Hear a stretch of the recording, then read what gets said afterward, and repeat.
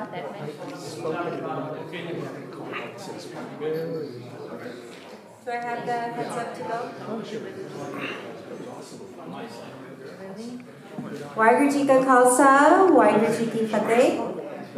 My name is Hardeep Kaur, and I want to welcome you to this beautiful building that we have. It is our Sikh Community Center, and this was created in 2017. This is a testament to the projects that the Punjabi American Heritage Society has created. As you know, the Punjabi American Heritage Society has been in existence since 1993, and it is our, I want to say, 27th year. And shortly, I think we'll be celebrating our 30th year. And I want to welcome all of you to this beautiful digital archive presentation. And I want to introduce Dr. Gan, as you probably all know him anyways.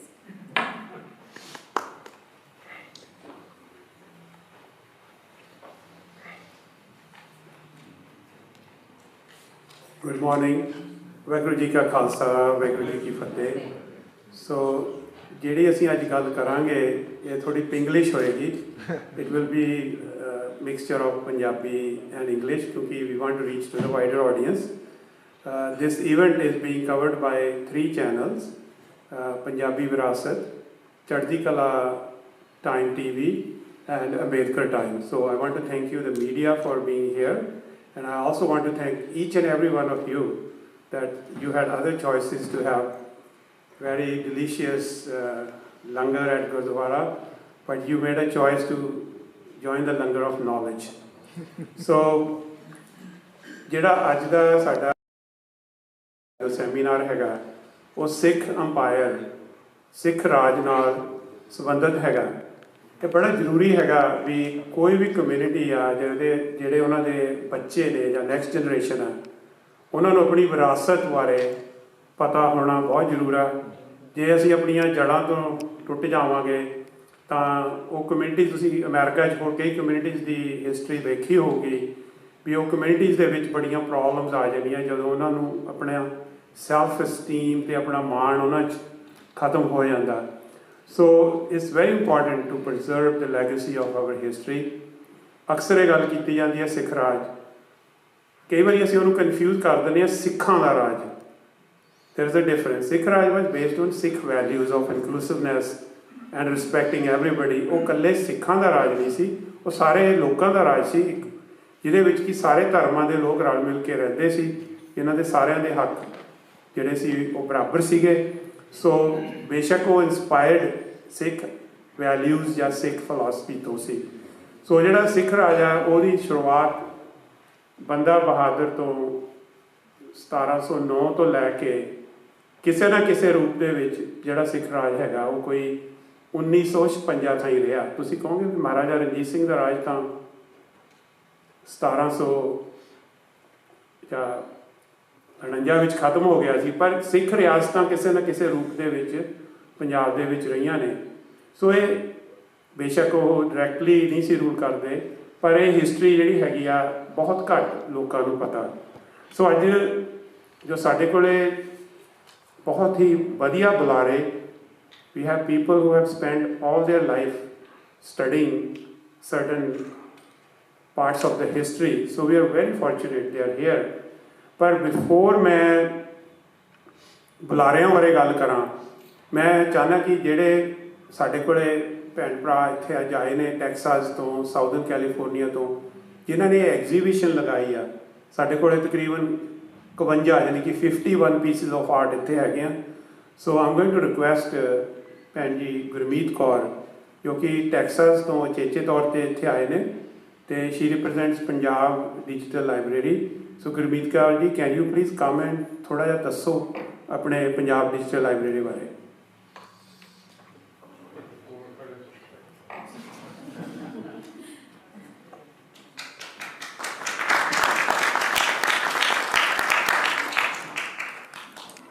Waheguru Ji Ka Khalsa, Waheguru Ji Ki Fateh, Sat and good morning.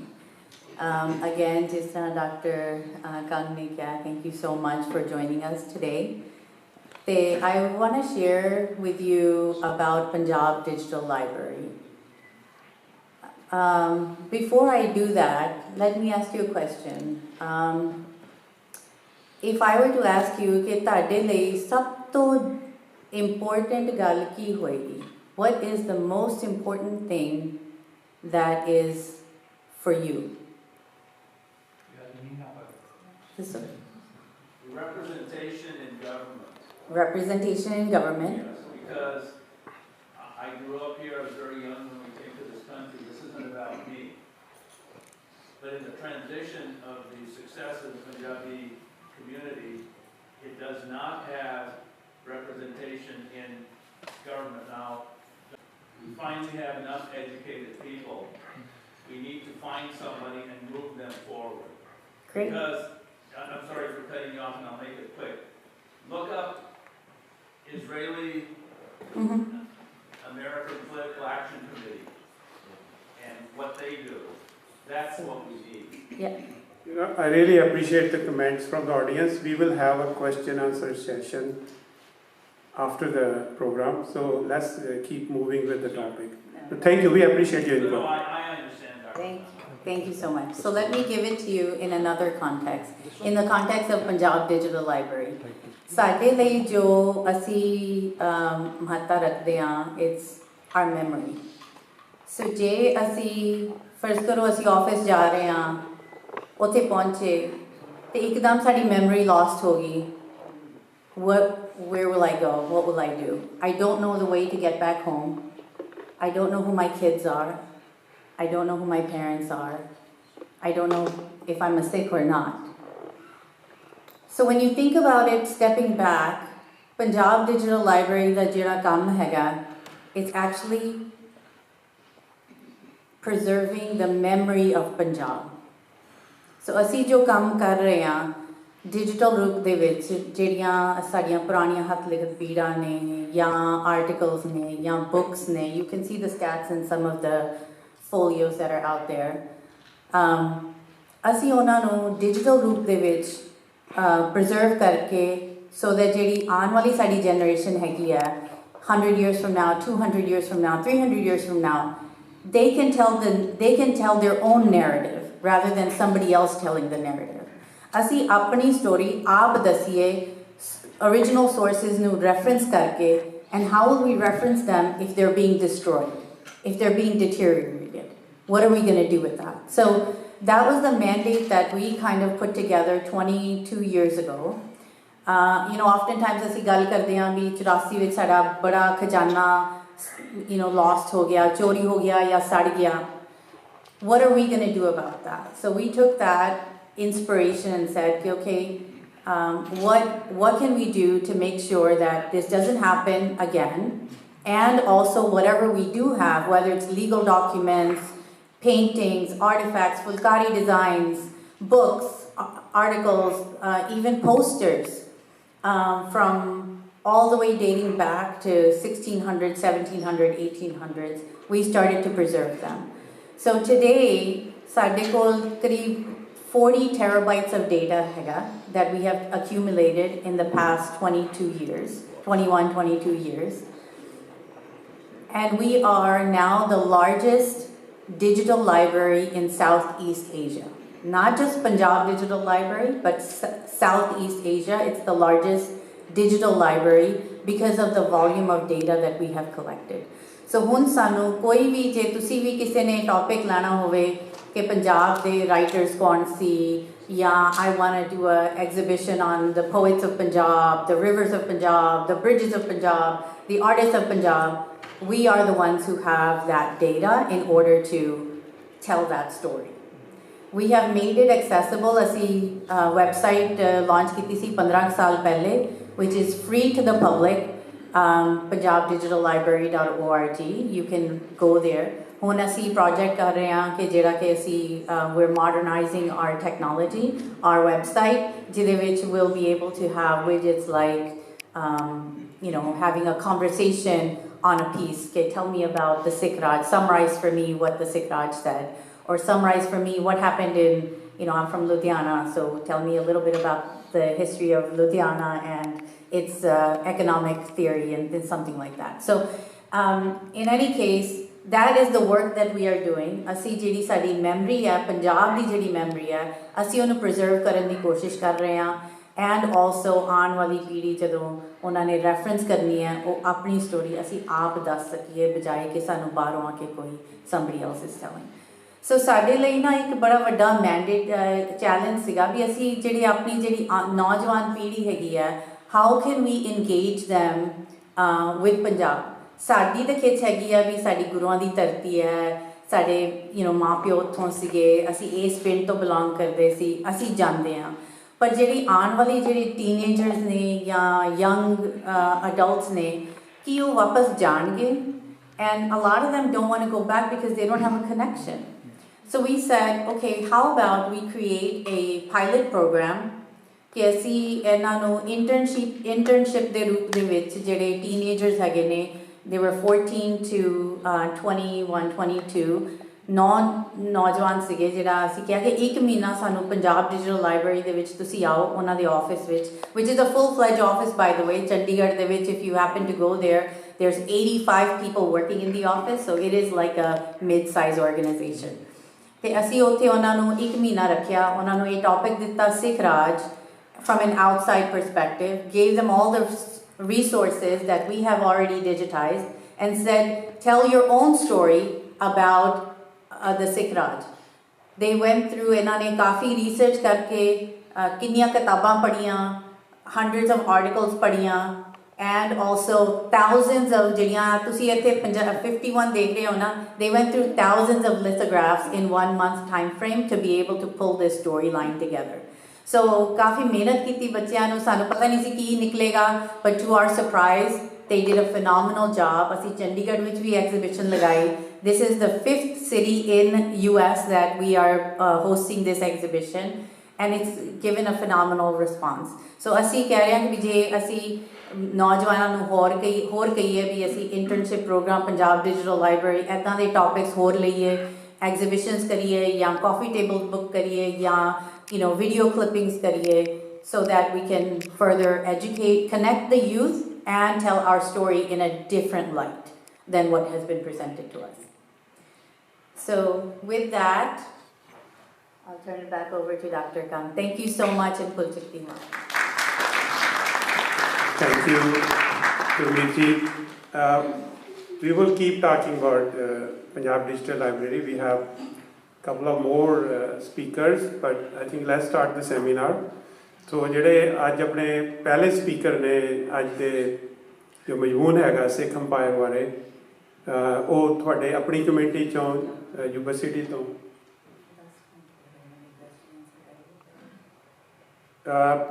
ਭੈਣ ਜੀ request ਕਰ ਰਹੇ ਹਾਂ ਥੋੜ੍ਹਾ programme change ਕਰਨ ਦੀ ਅਤੇ I think it's okay ਸਾਡੇ ਕੋਲ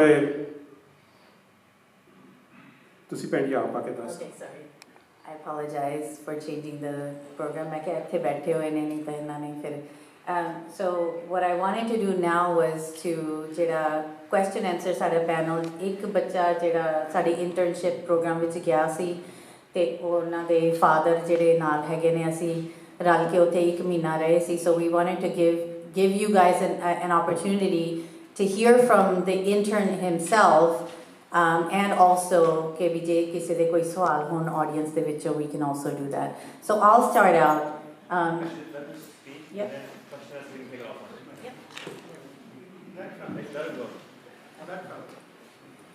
Vaheguru Ji Ka Khalsa, Vaheguru Ji Ki Fateh. So my name is Jigshare Singh, and I'll make this short. So I was given the opportunity to go and intern with the Punjab Digital Library over this summer. And we landed in India end of June and left the end of July. So 4 weeks, Monday through Friday, we were in the PDL office, essentially curating this exhibition. And the way that it came about was my Masi and my cousins came to India for a visit the December prior to the summer. And they were shown around PDL, and a question that came up was, how can we get involved with this? And essentially this internship pilot program came from that discussion, and I could not be more happier with how I spent my summer. When I was told that I would be spending a month in India, the first thing that came to my mind was, it's going to be extremely hot and I'm not ready for this. But I got so much more out of it than I ever could have imagined. Not only was PDL teaching us essential research skills, but we were also able to learn about the empire that our people were once a part of. And in addition to that, I needed a Punjabi immersion experience, and this also fulfilled that need. So it was really amazing. Our day-to-day started off getting to the office around 10 a.m.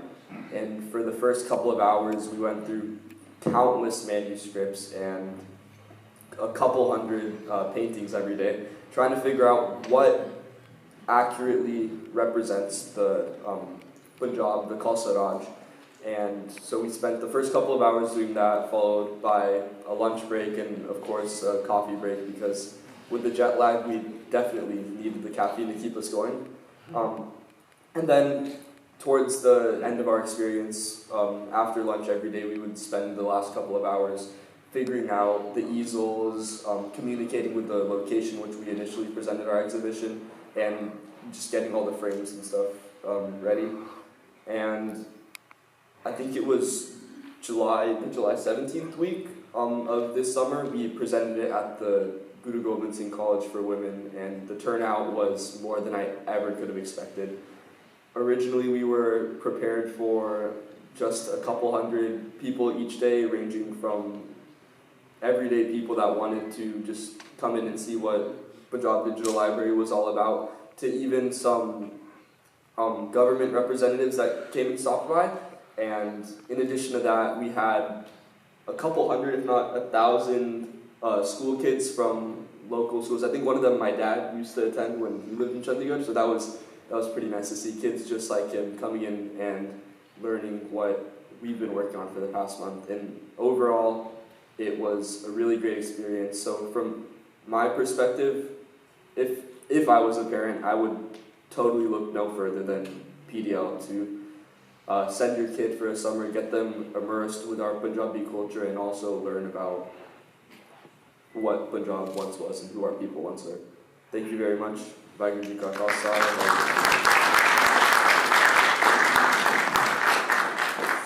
So one last thing I want to say is at his silent auction we chal rahi hegi hai.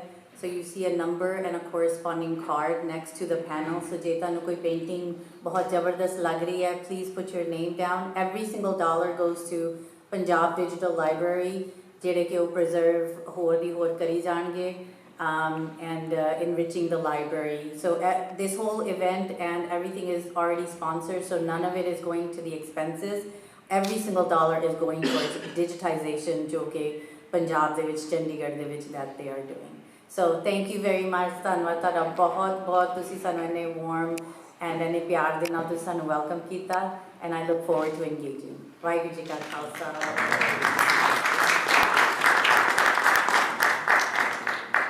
ਇੱਕ ਵਾਰੀ ਭੈਣ ਜੀ ਗੁਰਮੀਤ ਤੇ ਜਗਸ਼ੇਰ ਲਈ ਇਹ ਥੋੜਾ ਜਿਹਾ show your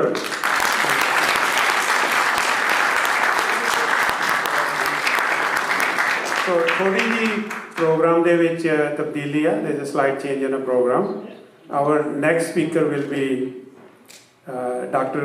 Gurpreet Singh Tugga. Dr. Tugga is a physician. He's very well known in Fairfield, Vacaville area. He's a founding member of Punjabi American Cultural Association. But beyond that, he has authored a couple of books. One was related to medical field health guide. Recently he wrote a book, 40 Din, 40 days, a journey of 40 days. It's a transformation of your mind, how we transform from a worldly person to a spiritual person. He has written this book so well that he explained the geography, the plants, the phrases, only that person can write who has experienced those things or who has a spiritual kind of soul. So he will be speaking on Maharaja Ranjit Singh, principled leader, shrewd politician, and an ethical humanitarian. Please welcome Dr. Gurpreet Singh Tugga.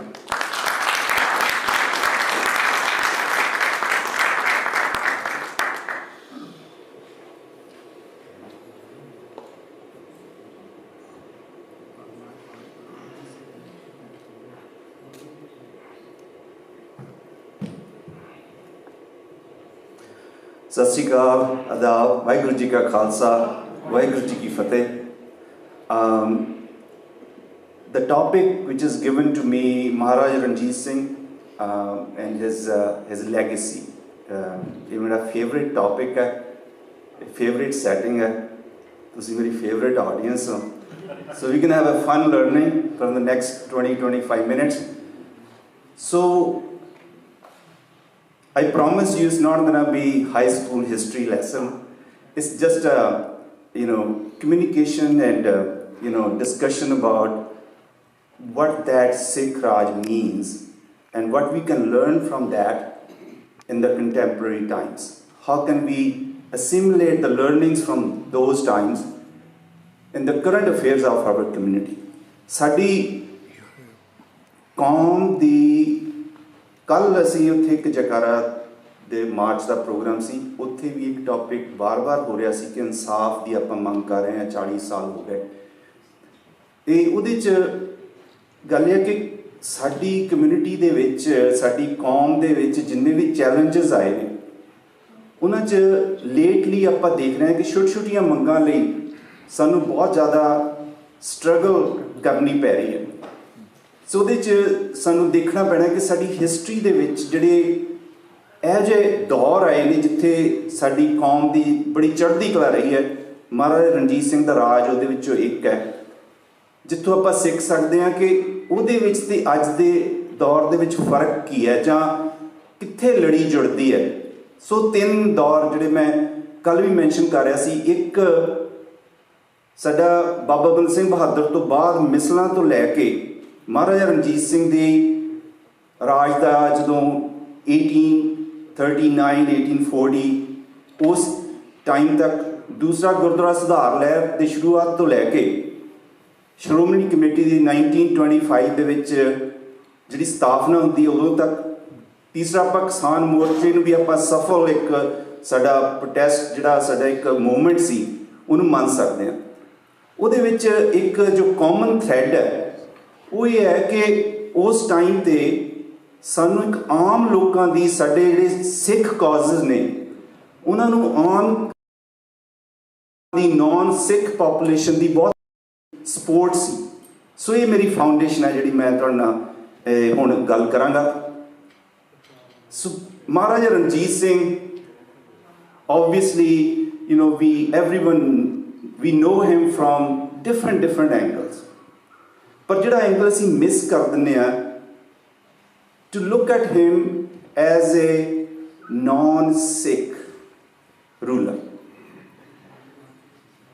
ਕਿਉਂਕਿ ਆਪਾਂ ਸਿੱਖ ਰਾਜ ਤਾਂ ਕਹਿੰਦੇ ਹਾਂ ਕਿ ਜਦੋਂ ਮਹਾਰਾਜਾ ਰਣਜੀਤ ਸਿੰਘ ਦਾ ਰਾਜ ਸੀ, ਦਾ population of Sikhs were only 17 to 18%.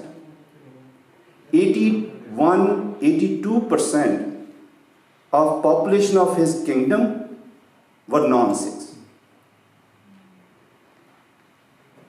That one fact, if we really analyze, we can learn or try to learn a lot from that.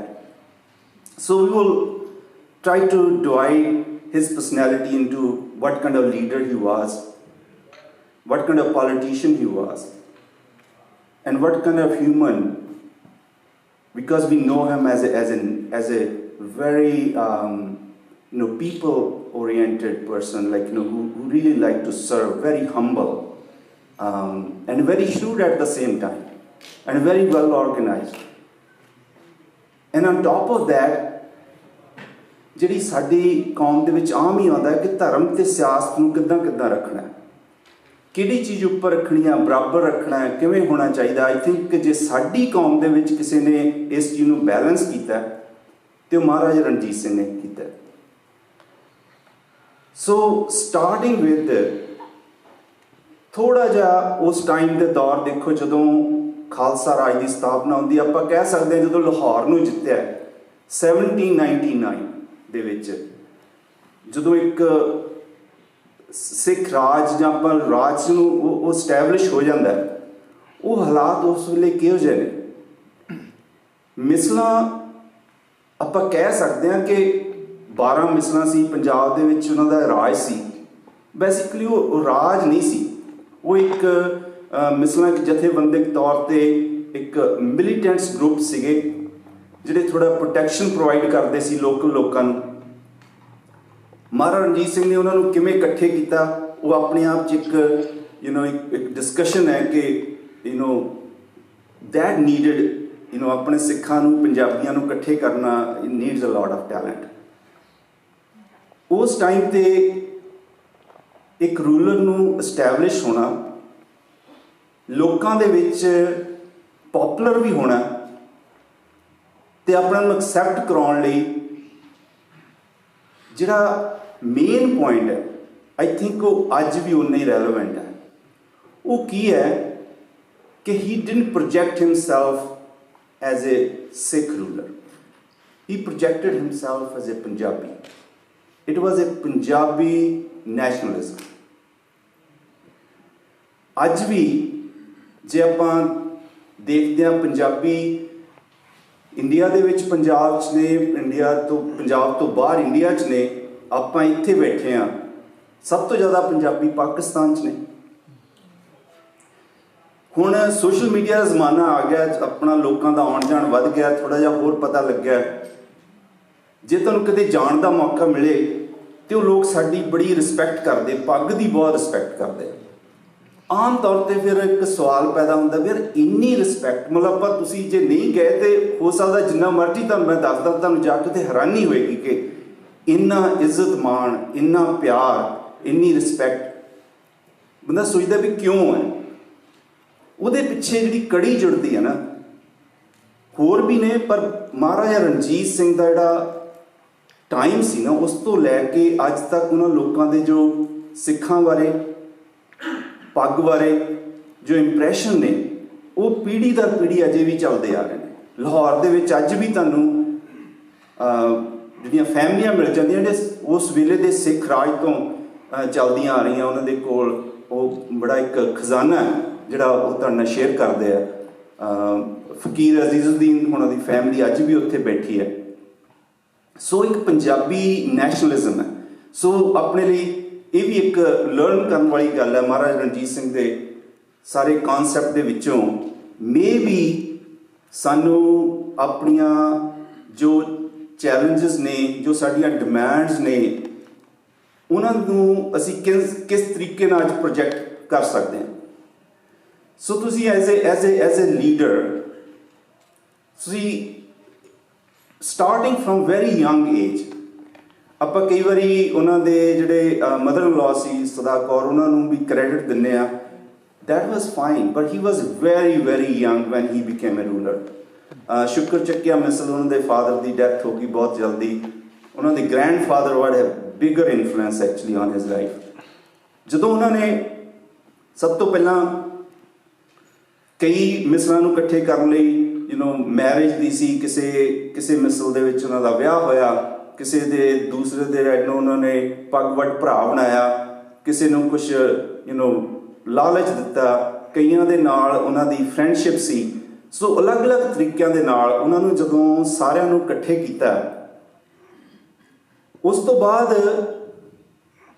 ਇਕੱਠੇ ਕਰਨ ਤੋਂ ਬਾਅਦ ਉਹਨਾਂ ਨੂੰ ਇੰਨੀ ਦੇਰ ਤੱਕ ਮੇਨਟੇਨ ਰੱਖਣ ਲਈ ਉਹਨਾਂ ਨੇ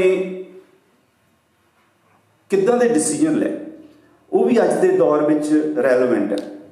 ਹੁਣ ਜਿਵੇਂ ਫੋਰ ਐਗਜ਼ਾਮਪਲ ਉਹਨਾਂ ਨੂੰ ਪਤਾ ਸੀ ਕਿ ਉਹਨਾਂ ਦੀ ਮਿਲਟਰੀ ਜਿਹੜੀ ਹੈ ਉਹ ਸਟਰੋਂਗ ਹੋਣੀ ਚਾਹੀਦੀ ਹੈ। ਤੁਹਾਨੂੰ ਬਹੁਤਿਆਂ ਨੂੰ ਪਤਾ ਵੀ ਹੋਣਾ ਤੇ ਕਈਆਂ ਨੂੰ ਹੋ ਸਕਦਾ ਨਾ ਵੀ ਪਤਾ ਹੋਵੇ ਕਿ ਇੱਕ ਟਾਈਮ 'ਤੇ ਮਹਾਰਾਜਾ ਰਣਜੀਤ ਸਿੰਘ ਦੀ military was stronger than East India Company, British ਦੀ ਜਿਹੜੀ ਇੰਡੀਆ ਦੇ ਵਿੱਚ ਉਹਨਾਂ ਦੀ ਮਿਲਟਰੀ ਸੀ।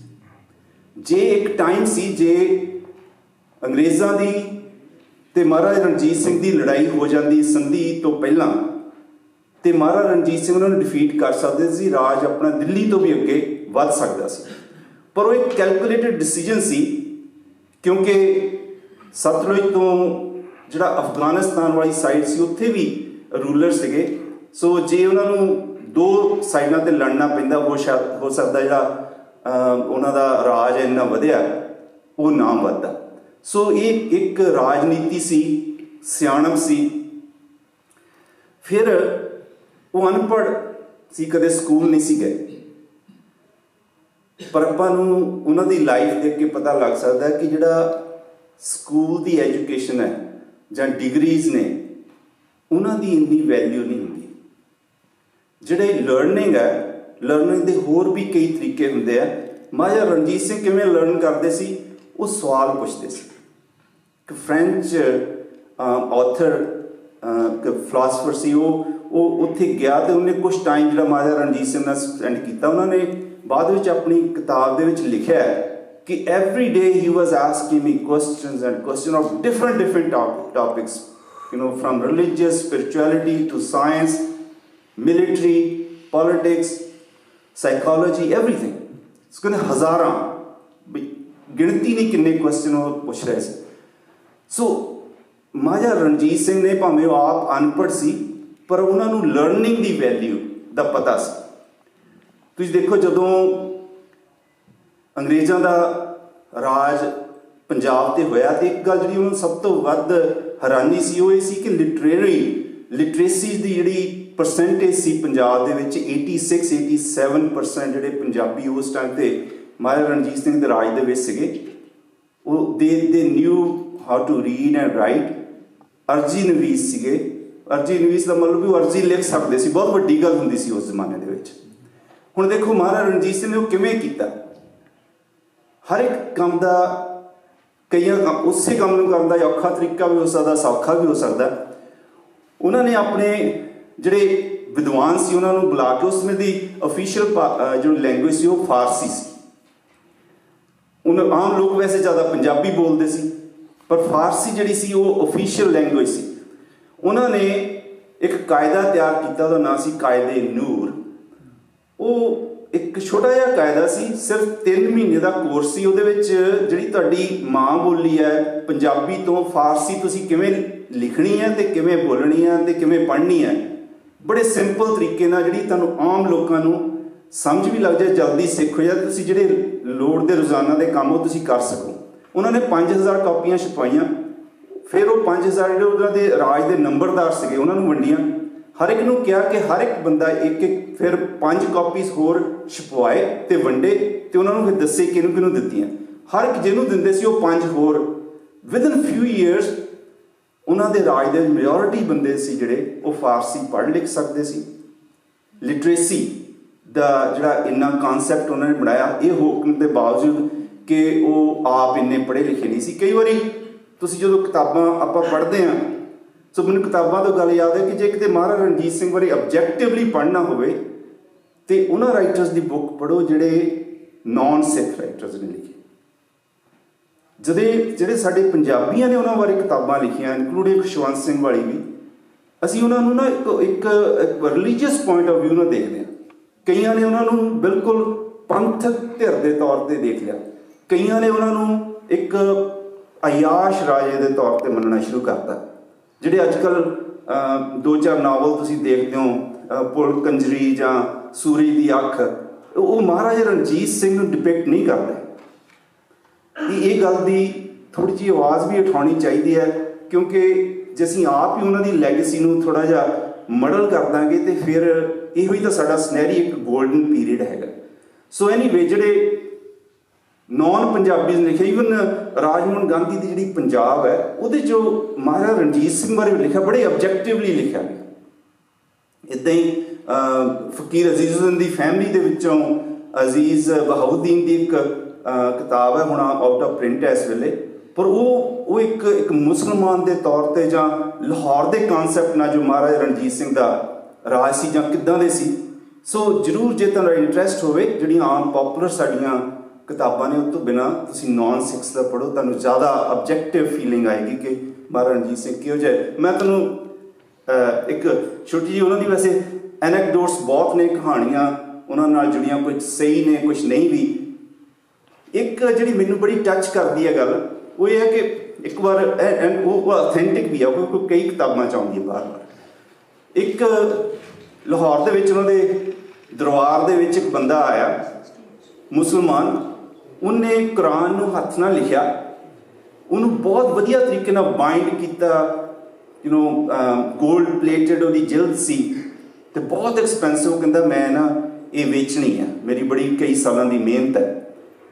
ਤੇ ਉਹਨਾਂ ਨੇ ਉਹ ਦਰਬਾਰ 'ਚ ਆਇਆ, ਉਹਨਾਂ ਨੇ ਦਰਬਾਨ ਸੀ ਜਿਹੜੇ, ਉਹਨਾਂ ਨੇ ਉਹਨੂੰ ਜਿਹੜੇ ਉਹਨਾਂ ਦੇ ਫਾਈਨੈਂਸ ਫੋਰਨ ਮਿਨਿਸਟਰ ਸੀਗੇ ਫਕੀਰ ਅਜ਼ੀਜ਼ੁਦੀਨ, ਉਹਨਾਂ ਨੂੰ ਮਿਲਾਇਆ ਕਿ ਉਹ ਮੁਸਲਮਾਨ ਨੇ, ਇਹਨਾਂ ਦੀ ਗੱਲ ਸਮਝਣਗੇ। ਤੇ ਉਹਨੇ ਜਦੋਂ ਉਹਨੂੰ ਮੁੱਲ ਦੱਸਿਆ ਤੇ ਫਕੀਰ ਅਜ਼ੀਜ਼ੁਦੀਨ ਕਹਿੰਦੇ ਵੀ ਯਾਰ ਪਾਗਲ ਹੈ ਤੂੰ, ਉਹ ਤਾਂ ਸਿੱਖ ਨੇ, ਉਹਨਾਂ ਨੇ ਕੁਰਾਨ ਕੀ ਕਰਨੀ ਹੈ, ਨਾਲੇ ਇੰਨੀ ਮਹਿੰਗੀ ਕੀ ਕਰਨੀ ਹੈ। ਸੋ ਉਹਨੇ ਉਹਨੂੰ ਜਾਣ ਲਈ ਕਿਹਾ, ਪਰ ਉਹ ਇਨਸਿਸਟ ਕਰਦਾ ਸੀ। ਮਹਾਰਾਜਾ ਰਣਜੀਤ ਸਿੰਘ ਨੂੰ ਪਤਾ ਲੱਗਾ, ਉਹਨਾਂ ਨੇ ਉਹਨੂੰ ਬੁਲਾਇਆ, ਕੁਰਾਨ ਦੇਖੀ, ਕੀਮਤ ਪੁੱਛੀ, ਉਹਨਾਂ ਨੂੰ ਕਹਿੰਦੇ ਵੀ ਇਹਨਾਂ ਨੂੰ ਇਹ ਦੇ ਦਿਓ ਤੇ ਚੱਕ ਕੇ ਆਪਣੇ ਮੱਥੇ ਨੂੰ ਲਾਈ। ਉਹ ਜਦੋਂ ਚਲਾ ਗਿਆ, ਅਜ਼ੀਜ਼ੁਦੀਨ ਹੁਣਾਂ ਨੇ ਪੁੱਛਿਆ ਕਿ ਮਹਾਰਾਜ ਤੁਸੀਂ ਨਾ ਤੁਸੀਂ ਮੁਸਲਮਾਨ ਹੋ, ਨਾ ਤੁਸੀਂ ਕੁਰਾਨ ਪੜ੍ਹਨੀ ਹੈ, ਨਾ ਤੁਹਾਨੂੰ ਪੜ੍ਹਨਾ ਹੀ ਆਉਂਦਾ, ਤੁਸੀਂ ਇੰਨੇ ਪੈਸੇ ਖਰਾਬ ਕਰਤੇ ਇੱਕ ਕੁਰਾਨ ਕਰਕੇ, ਤੁਸੀਂ ਮੈਨੂੰ ਦੱਸ ਦਿਓ ਮੈਂ ਤੁਹਾਨੂੰ 10 ਲਿਆ ਦੇਣੀਆਂ ਸੀ। ਉਹ ਕਹਿੰਦੇ ਸੀ ਗੱਲ ਇਹ ਨਹੀਂ, ਕਹਿੰਦੇ ਮੈਂ ਜੇ ਮੁਸਲਮਾਨ ਹੁੰਦਾ ਸ਼ਾਇਦ ਮੈਂ ਵੀ ਨਾ ਖਰੀਦਦਾ, ਮੈਂ ਇਸੇ ਕਰਕੇ ਖਰੀਦੀ ਆ ਕਿਉਂਕਿ ਮੈਂ ਸਿੱਖ। ਮੈਂ ਇੱਕ ਮੁਸਲਮਾਨ ਰਾਈਟਰ ਨੂੰ ਇਹ ਨਹੀਂ ਫੀਲ ਕਰਾਉਣਾ ਚਾਹੁੰਦਾ ਉਹ ਮਹਿਸੂਸ ਕਰੇ ਕਿ ਮੈਂ ਆਪਣੇ ਰਾਜ ਦੇ ਬਾਦਸ਼ਾਹ ਕੋਲ ਗਿਆ ਸੀ ਤੇ ਉਹਨੇ ਇਸ ਕਰਕੇ ਮੇਰੀ ਮਿਹਨਤ ਦਾ ਮੁੱਲ ਨਹੀਂ ਪਾਇਆ ਕਿਉਂਕਿ ਮੈਂ ਮੁਸਲਮਾਨ, ਉਹ ਸਿੱਖ ਸੀ। ਇਹ ਜਿਹੜਾ ਥਾਟ ਪ੍ਰੋਸੈਸ, ਵੈਸੇ ਕਈ ਵਾਰੀ ਕਹਾਣੀ ਸਾਡੇ ਜਿਹੜੇ ਪੰਜਾਬੀ ਕਿਤਾਬਾਂ 'ਚ ਆਉਂਦੀ ਆ ਕਿ ਉਹਨਾਂ ਨੇ ਕਿਹਾ ਕਿ ਮੈਨੂੰ ਰੱਬ ਨੇ ਇੱਕ ਅੱਖ ਦਿੱਤੀ, ਮੈਂ ਸਾਰੇ ਧਰਮਾਂ ਨੂੰ ਇੱਕ ਅੱਖ ਨਾਲ ਦੇਖਦਾ, ਪਰ ਨਹੀਂ, ਮੈਨੂੰ ਲੱਗਦਾ ਕਿ ਜਿਹੜੀ ਅਸਲੀਅਤ ਹੈ ਜਿਹੜੀ ਉਹ ਦੂਸਰੀ ਉਹਨਾਂ ਨੇ ਗੱਲ ਕਹੀ ਹੈ, ਕਿਉਂਕਿ ਇਸੇ ਕਰਕੇ ਉਹਨਾਂ ਦੀ ਜਿਹੜੀ ਪੋਪੂਲੈਰਿਟੀ ਸੀ ਉਹ ਇੰਨੀ ਸੀ, ਸਾਰੇ ਆਪਣਾ ਉਹਨਾਂ ਨੂੰ ਅੱਜ ਤੱਕ ਯਾਦ ਕਰਦੇ। ਲਾਹੌਰ ਦੇ ਵਿੱਚ ਤੁਸੀਂ ਗੱਲ ਕਰੋ, ਉੱਥੇ ਜਿਹੜੇ ਹਿਸਟੋਰੀਅਨ ਨੇ, ਦੇਖੋ ਇੱਕ ਜਦੋਂ ਤੁਸੀਂ ਹਿਸਟਰੀ ਪੜ੍ਹਦੇ ਹੋ ਨਾ, ਤੁਹਾਨੂੰ ਇੱਕ ਗੱਲ ਬੜੀ ਓਬਵੀਅਸ ਹੁੰਦੀ ਹੈ ਕਿ ਇੱਕ ਆਮ ਲੋਕਾਂ ਦਾ ਵਿਊ ਹੁੰਦਾ, ਇੱਕ ਜਿਹੜੇ ਹਿਸਟੋਰੀਅਨ ਜਾਂ ਰੂਲਰਸ ਹੁੰਦੇ ਉਹਨਾਂ ਦਾ ਹੁੰਦਾ। ਹਿਸਟੋਰੀਅਨ ਤੇ ਰੂਲਰਸ ਜਿਹੜੇ ਹੁੰਦੇ ਆ ਉਹ ਅਸਲੀਅਤ ਨਹੀਂ ਬਹੁਤੀ ਵਾਰ ਪੇਸ਼ ਕਰਦੇ, ਉਹ ਉੱਦਾਂ ਦਾ ਪੇਸ਼ ਕਰਦੇ ਜਿੱਦਾਂ ਦਾ ਉਹਨਾਂ ਨੂੰ ਫਿਊਚਰ ਦੇ ਵਿੱਚ ਫਾਇਦਾ ਹੋਣਾ ਹੁੰਦਾ। ਮਹਾਰਾਜਾ ਰਣਜੀਤ ਸਿੰਘ ਦੀ ਡੈਥ ਤੋਂ ਬਾਅਦ ਅੰਗਰੇਜ਼ਾਂ ਨੇ ਉਹਨਾਂ ਦੀ ਜਿਹੜਾ ਇਮੇਜ ਨੂੰ ਮਲਾਈਨ ਕਰਨ ਦੀ ਕੋਸ਼ਿਸ਼ ਕੀਤੀ, ਈਵਨ ਮੁਸਲਮਾਨ ਹਿਸਟੋਰੀਅਨਸ ਨੇ ਵੀ ਕੀਤੀ, ਜਿਹੜੇ ਆਪਾਂ ਕਈ ਵਾਰ ਪੜ੍ਹਦੇ ਨਾ ਕਿ ਉਹਨਾਂ ਦੇ ਇੱਕ ਉਹਨਾਂ ਦੇ ਜਿਹੜਾ ਬਾਅਦ ਵਿੱਚ ਉਹਨਾਂ ਨੇ ਵਿਆਹ ਕਰਾਇਆ ਮੋਹਰਾਂ ਦੇ ਨਾਲ, ਉਹਦੇ ਮਸੀਤ ਦੇ ਵਿੱਚ ਰਾਤ ਗੁਜ਼ਾਰੀ, ਜਾਂ ਇੱਥੇ ਘੋੜੇ ਬੰਨ੍ਹ ਦਿੱਤੇ, ਟੈਕਸ ਲਾਤਾ, ਇਹ ਸਾਰੀਆਂ ਜਿਹੜੀਆਂ ਬੇਸਿਕਲੀ ਉਹਨਾਂ ਦੇ ਇਮੇਜ ਨੂੰ ਖਰਾਬ ਕਰਨ ਲਈ ਸੀ। ਪਰ ਉਹ ਵਿਦ ਟਾਈਮ ਜਦੋਂ ਕਹਿੰਦਾ ਸੱਚਾਈ ਤੇ ਉਹ ਲੋਕਾਂ ਸਾਹਮਣੇ ਆ ਗਈ। ਅੰਗਰੇਜ਼ਾਂ ਨੇ ਵੀ ਇਹ ਵੀ ਕੀਤਾ ਨੇ, ਇੱਕ ਅਯਾਸ਼ ਰਾਜੇ ਦੇ ਤੌਰ ਤੇ ਪੇਸ਼ ਕੀਤਾ, ਜਦ ਕਿ ਉਹ ਤੇ ਇੰਨੇ ਸਿਆਣਪ ਨਾ ਸੀ। ਜਿਵੇਂ ਹੁਣ ਇੱਕ ਛੋਟੀ ਜਿਹੀ ਗੱਲ ਹੈ ਕਿ ਇੱਕ ਵਾਰ ਉਹਨਾਂ ਦੇ ਕੋਲ ਲੋਕ ਆਏ ਸਿੱਖ ਕਿ ਯਾਰ ਜਿਹੜੀ ਮਸਜਿਦ ਹੈ ਇਹ ਉਹ 'ਚ ਅਜ਼ਾਨ ਸਵੇਰੇ ਸਵੇਰੇ ਲੋਕਾਂ ਮੁਸਲਮਾਨਾਂ ਨੂੰ ਉਠਾਉਣ ਲਈ ਮਸਜਿਦ ਪੜ੍ਹਨ ਲਈ ਆਉਂਦੀ ਵੀ ਉਹ ਇਹ ਸਾਨੂੰ ਤੜਕੇ ਉਠਾਉਂਦੇ ਨੇ 4 ਵਜੇ, ਅਸੀਂ ਕੰਮ ਕਰਨਾ ਹੁੰਦਾ, ਸੌਣਾ ਹੁੰਦਾ। ਤੇ ਉਹ ਉਹਨਾਂ ਨੂੰ ਲੱਗਿਆ ਵੀ ਯਾਰ ਹੁਣ ਇਹ ਤਾਂ ਗੱਲ ਜੋ ਬੰਦ ਕੀਤੀ ਤੇ ਉਹ ਨਾਰਾਜ਼ ਹੋਣਗੇ, ਤੇ ਉਹਨਾਂ ਨੇ ਆਪਣੇ ਸਲਾਹ ਕਰਕੇ ਉਹਨਾਂ ਨੂੰ ਇਹ ਫਿਰ ਕਿਹਾ, ਕਹਿੰਦੇ ਚਲੋ ਠੀਕ ਹੈ ਅਜ਼ਾਨ ਬੰਦ ਕਰਵਾ ਦਿੰਦੇ ਹਾਂ, ਪਰ ਤੁਹਾਡੀ ਡਿਊਟੀ ਹੋਏਗੀ ਕਿ ਤੁਸੀਂ ਮੁਸਲਮਾਨਾਂ ਨੂੰ ਘਰ ਜਾ ਕੇ ਉਠਾਓ। ਤਾਂ ਥੋੜ੍ਹਾ ਜਿਹਾ ਕੰਮ ਕੀਤਾ, ਫਿਰ ਕਹਿੰਦੇ ਕੋਈ ਨਹੀਂ ਅਜ਼ਾਨ ਹੀ ਚੱਲਣ ਦਿਓ। ਸੋ ਕਈ ਵਾਰੀ ਜਿਹੜੇ ਡਿਸੀਜਨ ਨੇ ਉਹਨਾਂ ਦੇ ਮਹਾਰਾਜਾ ਰਣਜੀਤ ਸਿੰਘ ਦੇ ਛੋਟੇ ਛੋਟੇ ਜਦੋਂ ਦੇਖਦੇ ਹਾਂ ਉਹਦੇ 'ਚ ਸਾਨੂੰ ਇਹੀ ਲੱਗਦਾ ਕਿ ਉਹਨਾਂ ਦੀ ਕਿੰਨੀ ਸਿਆਣਪ ਸੀ। ਹੁਣ ਮੈਂ ਕੰਮ ਆਉਣਾ ਲਾਸਟ ਜਿਹੜਾ ਮੇਰਾ ਪੁਆਇੰਟ ਹੈ ਧਰਮ ਤੇ ਰਾਜਨੀਤੀ ਦਾ। ਜਦੋਂ ਆਪਾਂ ਕਈ ਵਾਰ ਸੁਣਦੇ ਨਾ ਕਿ ਉਹਨਾਂ ਨੇ ਕਿਸੇ ਨੇ ਦਰਬਾਰੇ ਖਾਲਸਾ ਦੇ ਵਿੱਚ ਉਹਨਾਂ ਨੂੰ ਕਿਹਾ ਉਹ ਕਾਣਿਆ ਆਮ, ਉਹ ਗੱਲ ਹੈ ਕਿ ਉਹਨਾਂ ਨੂੰ ਆਮ ਪਰਜਾ ਨਹੀਂ ਸੀ ਕਹਿੰਦੀ, ਪਰ ਦਰਬਾਰੇ ਖਾਲਸਾ ਜਿਵੇਂ ਆਪਾਂ ਕਹਿ ਲਈਏ ਕਿ ਸਾਡੀ ਸੁਪਰੀਮ ਅਕਾਲ ਤਖਤ ਨੂੰ ਆਪਾਂ ਮੰਨਦੇ ਹਾਂ, ਉਹ ਉਹਨਾਂ ਲਈ ਇੱਕ ਆਪਣੇ ਰਾਜ ਨੂੰ ਦੇ ਉੱਪਰ ਇੱਕ ਫਿਲਟਰ ਦੇ ਤੌਰ ਤੇ ਇੱਕ ਸਕਰੀਨਿੰਗ ਪ੍ਰੋਸੈਸ ਸੀ। ਦਰਬਾਰੇ ਖਾਲਸਾ ਦੀ ਗੱਲ ਨਹੀਂ ਸੀ ਮੋੜਦੇ, ਤਦੇ ਉਹਨਾਂ ਦੀ ਸਿੱਖਾਂ ਦੇ ਵਿੱਚ ਜਿਹੜੀ ਉਹਨਾਂ ਦੀ ਜਿਹੜੀ ਕਹਿ ਲਓ ਵੀ ਰਿਸਪੈਕਟ ਜਿਹੜੀ ਸੀ ਉਹ ਬਣੀ ਹੋਈ ਸੀ, ਜਦ ਕਿ ਉਹਨਾਂ ਨੂੰ ਪਤਾ ਸੀ ਕਿ ਰਾਜਨੀਤੀ ਦੇ ਤੌਰ ਤੇ ਰਾਜ ਕਰਨਾ ਇੱਕ ਅਲੱਗ ਗੱਲ ਹੈ। ਮਤਲਬ ਮੈਂ ਜੇ ਅੱਜ ਦੇ ਦੌਰ 'ਚ ਥੋੜ੍ਹਾ ਜਿਹਾ ਕੰਪੈਰੀਜ਼ਨ ਕਰਾਂ, ਹੁਣ ਬੀਜੇਪੀ ਦੀ ਗਵਰਨਮੈਂਟ ਹੈ, ਅਸੀਂ ਜੋ ਮਰਜ਼ੀ ਕਹੀਏ, ਉਹਨਾਂ ਨਾਲ ਮਤਭੇਦ ਸਾਡੇ ਜਿੰਨੇ ਮਰਜ਼ੀ ਹੋਣ, ਪਰ ਉਹਨਾਂ ਦਾ ਇੱਕ RSS ਤੇ ਬੀਜੇਪੀ ਦੋ ਅਲੱਗ-ਅਲੱਗ ਵਿੰਗ ਨੇ। ਬੀਜੇਪੀ ਉਹਨਾਂ ਦਾ ਪੋਲੀਟੀਕਲ ਵਿੰਗ ਹੈ, RSS ਉਹਨਾਂ ਦਾ ਇੱਕ ਰਿਲੀਜੀਅਸ ਤੌਰ ਤੇ ਇੱਕ ਉਹ ਸੁਪਰਵਾਈਜ਼ਿੰਗ ਬਾਡੀ ਹੈ। ਇੱਦਾਂ ਹੀ ਦਰਬਾਰੇ ਖਾਲਸਾ ਜਿਹੜਾ ਸੀ ਉਹ ਮਹਾਰਾਜ ਰਣਜੀਤ ਸਿੰਘ ਦੀ ਇੱਕ ਸੁਪਰਵਾਈਜ਼ਿੰਗ ਬਾਡੀ ਸੀ। ਜੇ ਮੈਂ ਕਹਾਂ ਕਿ ਜਦੋਂ ਅਕਾਲੀ ਫੂਲੇ ਸਿੰਘ ਹੋਣਾ ਨੇ ਉਹਨਾਂ ਨੂੰ ਬੁਲਾਇਆ ਕਿ ਮੋਹਰਾਂ ਸਰਕਾਰ ਕਰਕੇ ਕਿ ਇਹਨਾਂ ਦੇ ਆਪਾਂ ਤਨਖਾਹੀ ਵਾਲਾ ਉਹਨਾਂ ਨੂੰ ਸਜ਼ਾ ਦੇਣੀ ਆ, ਕੋੜੇ 100 ਮਾਰਨੇ ਆ, ਜੋ ਵੀ ਹੈ, ਤਾਂ ਉਹਨਾਂ ਨੇ ਉਹ ਪੂਰੀ ਗੱਲ ਨੂੰ ਮੰਨਿਆ। ਤੁਸੀਂ ਉਹਦੀ ਲੈਗੇਸੀ ਦੇਖੋ। ਜੇ ਅੱਜ ਵੀ ਅਕਾਲ ਤਖ਼ਤ ਦੀ ਸੁਪਰੀਮ ਅਥਾਰਟੀ ਹੈ, ਅੱਜ ਕਿਸੇ ਨੂੰ ਵੀ ਕਹਿ ਦੇਣ ਤੇ ਉਹਨਾਂ ਦਾ ਸਿਰ ਝੁਕਦਾ ਹੈ। ਆਈ ਥਿੰਕ ਉਹਦੇ ਵਿੱਚ ਮਹਾਰਾਜਾ ਰਣਜੀਤ ਸਿੰਘ ਦਾ ਉਹ ਇਨਸੀਡੈਂਸ ਦਾ ਬਹੁਤ ਵੱਡਾ ਰੋਲ ਹੈ। ਜੇ ਉਹ ਕਿਤੇ ਨਾ ਹੁੰਦਾ, ਜਿੱਦਾਂ ਅੱਜ ਕੱਲ੍ਹ ਹਾਲਾਤ ਚੇਂਜ ਹੋ ਰਹੇ ਆ, ਤੇ ਇਹਨਾਂ ਨੇ ਸਾਡੇ ਅੱਜ ਦੇ ਲੀਡਰਾਂ ਨੇ ਜਾਂ ਜਿਹੜੇ ਵੀ ਗਲਤੀ ਕਰਦੇ ਉਹਨਾਂ ਨੇ ਅਕਾਲ ਤਖ਼ਤ ਦੀ ਹੋ ਸਕਦਾ ਉਹ ਗੱਲ ਜਿਹੜੀ ਆ ਉਹ ਇੱਦਾਂ ਨਾ ਮੰਨਣੀ ਹੁੰਦੀ। ਹਿਊਮੈਨਿਟੇਰੀਅਨ ਦੇ ਤੌਰ 'ਤੇ ਤੁਸੀਂ ਆਪਾਂ ਕਹਿੰਦੇ ਉਹਨਾਂ ਦੇ ਰਾਜ ਦੇ ਵਿੱਚ 40 ਸਾਲ ਦੇ ਵਿੱਚ ਕੋਈ ਡੈਥ ਪੈਨਲਟੀ ਉਹਨਾਂ ਦੇ ਕਦੇ ਨਹੀਂ ਸੀ। ਉਹਨਾਂ ਨੇ ਜਿਹਨੂੰ ਜਿੱਤਿਆ ਵੀ। ਹੁਣ ਦੇਖੋ ਇੱਕ ਬੜੀ ਇੰਟਰਸਟਿੰਗ ਗੱਲ ਹੈ ਕਿ ਸਾਡੇ ਦੁਨੀਆ ਦੇ ਇਤਿਹਾਸ, ਨਾਟ ਜਸਟ ਪੰਜਾਬ ਦੇ, 3 ਰਾਜੇ ਤੁਸੀਂ ਦੇਖ ਸਕਦੇ ਆ ਜਿਨ੍ਹਾਂ ਨੇ ਬਹੁਤ ਗਰੋ ਵੀ ਕੀਤਾ ਤੇ ਉਹਨਾਂ ਦੀ ਰਿਸਪੈਕਟ ਅੱਜ ਤੱਕ ਹੈ। ਅਲੈਗਜ਼ੈਂਡਰ, ਸਿਕੰਦਰ ਮਹਾਨ, ਅਲੈਗਜ਼ੈਂਡਰ ਦ ਗ੍ਰੇਟ, ਮਹਾਰਾਜਾ ਰਣਜੀਤ ਸਿੰਘ ਤੇ ਅਕਬਰ। ਇਹ 3 ਇਹਨਾਂ ਦੀ ਇੱਕ ਚੀਜ਼ ਜਿਹੜੀ ਬਹੁਤ ਮੈਚ ਕਰਦੀ ਹੈ। ਆਈ ਡੋਂਟ ਥਿੰਕ ਇਹਨਾਂ ਨੇ ਇੱਕ ਦੂਜੇ ਨੂੰ ਪੜ੍ਹਿਆ ਜਾਂ ਸਟੱਡੀ ਕਰਕੇ ਕੋਈ ਸਿੱਖਿਆ। ਇਹ ਨੈਚੁਰਲੀ ਇੱਦਾਂ ਦੀਆਂ ਟੈਂਡੈਂਸੀਜ਼ ਹੁੰਦੀਆਂ। ਸਿਕੰਦਰ ਨੇ ਜਦੋਂ ਦੁਨੀਆ ਜਿੱਤੀ ਹੈ, ਉਹਨੇ ਜਿੱਥੇ ਵੀ ਜਿਹੜੇ ਵੀ ਏਰੀਏ ਦੇ ਵਿੱਚ ਜਿੱਤ ਕੀਤੀ, ਉੱਥੇ ਦੇ ਜਿਹੜੇ ਉਸ ਵੇਲੇ ਦੇ ਰੂਲਰ ਸੀ ਉਹਨਾਂ ਨੂੰ ਇਹ ਨਹੀਂ ਕਿ ਉਹਨਾਂ ਨੂੰ ਮਾਰ ਦਿੱਤਾ ਜਾਂ ਉਹਨਾਂ ਦਾ ਧਰਮ ਕਨਵਰਟ ਕਰਵਾ ਲਿਆ ਜਾਂ ਉਹਨਾਂ ਨੂੰ ਖਤਮ ਕਰਤਾ ਤੇ ਆਪਣੇ ਬੰਦੇ ਬਿਠਾ ਦਿੱਤੇ। ਉਹਨਾਂ ਨੇ ਉਹਨੂੰ ਪੂਰੀ ਰਿਸਪੈਕਟ ਦਿੱਤੀ। ਜਿਹਨੂੰ ਲੱਗਦਾ ਸੀ ਕਿ ਇਹ ਚਲਾ ਸਕਦੇ ਠੀਕ ਆ, ਨਹੀਂ ਤਾਂ ਆਪਣਾ ਕੋਈ ਬੰਦਾ ਉੱਥੇ ਬਿਠਾ ਦਿੰਦੇ ਸੀ। ਉਹਨਾਂ ਨੂੰ ਪੂਰੀ ਜ਼ਗੀਰ ਜਾਇਦਾਦ ਦਿੱਤੀ ਜਾਂਦੀ ਸੀ। ਮਹਾਰਾਜਾ ਰਣਜੀਤ ਸਿੰਘ ਨੇ ਵੀ ਇੱਦਾਂ ਕੀਤਾ ਕਿ ਉਹਨਾਂ ਨੇ ਪਿਸ਼ਾਵਰ ਜਿੱਤਿਆ ਜਾਂ ਮੁਲਤਾਨ ਜਾਂ ਲੱਦਾਖ ਵੱਲ ਦੇ ਏਰੀਏ 'ਚ, ਕਿਉਂਕਿ ਆਪਣੇ ਉਹਨਾਂ ਦੇ ਇੰਨੇ ਲੀਡਰ ਨਹੀਂ ਸੀ, ਭਾਵੇਂ ਉਹਨਾਂ ਦੇ ਜਰਨੈਲ ਫਰਾਂਸ ਤੋਂ ਵੀ ਸੀਗੇ। ਹੁਣ ਜੇ ਆਪਾਂ ਦੇਖਦੇ ਹਾਂ ਕਿ ਜਿਹੜੀ ਅਕਬਰ ਦੀ ਸੀ, ਅਕਬਰ ਦਾ ਵੀ ਇੱਦਾਂ ਹੀ ਸੀ। ਉਹਨਾਂ ਦੇ ਧਰਮ ਜਦੋਂ ਧਰਮ ਕੱਟੜਤਾ 'ਤੇ ਆ ਜਾਂਦਾ, ਔਰੰਗਜ਼ੇਬ ਨੇ ਕਿਹਾ ਸਾਰੇ ਹਿੰਦੁਸਤਾਨ ਨੂੰ ਮੁਸਲਮਾਨ ਬਣਾ ਦੇਣਾ, ਤੇ ਇਵੈਂਚੁਅਲੀ ਕੀ ਹੋਇਆ, ਮੁਗਲ ਰਾਜ ਜਿਹੜੀ ਖਤਮ ਹੋ ਗਿਆ ਉਸ ਤੋਂ ਬਾਅਦ। ਇੱਦਾਂ ਹੀ ਜੇ ਸਿਕੰਦਰ ਜੇ ਉਹ ਇਹ ਨਾ ਕਰਦਾ, ਜਿੱਦਾਂ ਉਸ ਤੋਂ ਪਹਿਲਾਂ ਕਿੰਨੇ ਤਾਬੀਅਤ ਚੰਗੇਜ਼ ਖਾਨ ਵਰਗੇ ਵੀ ਆਏ, ਉਹ ਆ ਕੇ ਚਲ ਗਏ ਹਿਸਟਰੀ 'ਚ, ਉਹਨਾਂ ਨੂੰ ਅਲੱਗ ਤਰੀਕੇ ਨਾਲ ਜਾਣਿਆ ਜਾਂਦਾ। ਮਹਾਰਾਜਾ ਰਣਜੀਤ ਸਿੰਘ ਦੀ ਵੀ ਇੱਕ ਬਹੁਤ ਵੱਡੀ ਖੂਬੀ ਸੀ। ਮੈਂ ਆਪਣਾ ਕੰਕਲੂਜਨ ਮੈਂ ਇੱਥੇ ਕਰਨਾ ਚਾਹੁੰਦਾ ਕਿ ਇੱਦਾਂ ਦੇ ਸੈਮੀਨਾਰ ਦੇ ਵਿੱਚ ਆਪਾਂ ਕਿਸੇ ਟੌਪਿਕ ਨੂੰ ਬਹੁਤ ਇਲੈਬੋਰੇਟ ਤੌਰ 'ਤੇ ਡਿਸਕਸ ਨਹੀਂ ਕਰ ਸਕਦੇ ਕਿਉਂਕਿ ਟਾਈਮ ਘੱਟ ਹੁੰਦਾ। ਪਰ ਜੇ ਅੱਜ ਦੇ ਸੈਮੀਨਾਰ ਤੋਂ ਮੇਰੇ ਟੌਪਿਕ ਤੋਂ ਜੇ ਤੁਸੀਂ ਇਹਨੂੰ ਇਹ ਸੋਚਣਾ ਹੋਵੇ, ਮੈਂ ਕਹੂੰਗਾ ਕਿ ਸਾਡੀਆਂ ਕੌਮ ਦੀਆਂ ਅੱਜ ਦੀਆਂ ਸਾਰੀਆਂ ਪ੍ਰੋਬਲਮ ਜਿਹੜੇ ਆ, ਸਾਰੇ ਸਵਾਲ ਉਹਨਾਂ ਦੇ ਜਵਾਬ, ਸਾਡੀਆਂ ਪ੍ਰੋਬਲਮ ਦੇ ਜਿਹੜੇ ਸੋਲਿਊਸ਼ਨ ਨੇ, ਉਹ ਮਹਾਰਾਜਾ ਰਣਜੀਤ ਸਿੰਘ ਦੀ ਉਸ ਦੇ ਰਾਜ ਕਰਨ ਦੀ ਪਾਲਿਸੀ ਦੇ ਵਿੱਚ ਲੁਕੇ ਆ।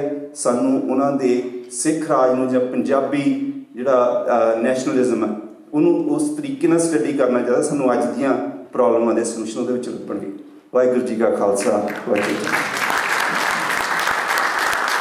Thank you, Dr. Tugga. So I request all the speakers to please take chairs here. Dr. Tugga, please come here. Dr. Brad. So ਮੈਨੂੰ ਉਮੀਦ ਹੈ ਕਿ ਤੁਸੀਂ ਡਾਕਟਰ ਤੁੱਗੇ ਦੇ ਵਿਚਾਰਾਂ ਤੋਂ ਕੋਈ ਸਿੱਖਿਆ ਹੋਊਗਾ ਤੇ ਆਪਾਂ ਇਹ ਵਿਚਾਰ ਆਪਣੀ ਕਮਿਊਨਿਟੀ ਦੇ ਵਿੱਚ ਜਿਹੜੇ ਸਾਡੇ ਕਮਿਊਨਿਟੀ ਦੇ ਲੀਡਰ ਹੈ ਉਹਨਾਂ ਵੱਲ ਨਾਲ ਸ਼ੇਅਰ ਕਰੀਏ ਵੀ ਅੱਜ ਦੇ ਸਮਾਜ ਵਿੱਚ ਜੇ ਅਸੀਂ ਕਾਮਯਾਬ ਹੋਣਾ, ਉਹ ਸਾਨੂੰ ਇਨਕਲੂਸਿਵਨੈਸ ਦਾ ਜਿਹੜਾ ਕਨਸੈਪਟ ਹੈਗਾ, ਕਿੱਦਾਂ ਅਸੀਂ ਆਪਣੇ ਵਿਚਾਰਧਾਰਾ ਨੂੰ ਲੋਕਾਂ ਨੂੰ ਮਨਾ ਕੇ ਚੱਲਾਂਗੇ। ਪਹਿਲਾਂ ਆਪਣਿਆਂ ਨੂੰ ਮਨਾਉਣ ਦੀ ਲੋੜ ਆ, ਫਿਰ ਦੂਜਿਆਂ ਨਾਲ ਸ਼ੇਅਰ ਕਰਨ ਦੀ ਲੋੜ ਆ, ਤੇ ਫਿਰ ਉਹ 'ਚ ਚੰਗੇ ਸਿੱਟੇ ਨਿਕਲਦੇ ਨੇ ਜਦੋਂ ਡਾਇਲਾਗ ਹੁੰਦਾ। ਸੋ ਇਹ 5 ਕੋਈ ਡਾਇਲਾਗ ਹੋਣਾ ਚਾਹੀਦਾ। So our next speaker is a world renowned, ਇੱਕ ਕਿਤਾਬ ਇਹਨਾਂ ਨੇ ਲਿਖੀ ਆ ਮਾਰਟੀ ਡੂਮ ਇਨ ਜੋ ਸਾਡੇ ਸ਼ਹੀਦੀ ਦੀ ਪਰੰਪਰਾ I can spend another 10 minutes going over his resume, but I think it's better we hear from him. So let's welcome our keynote speaker. His topic is Between Miri and Piri, the Just World Order According to Guru Gobind Singh.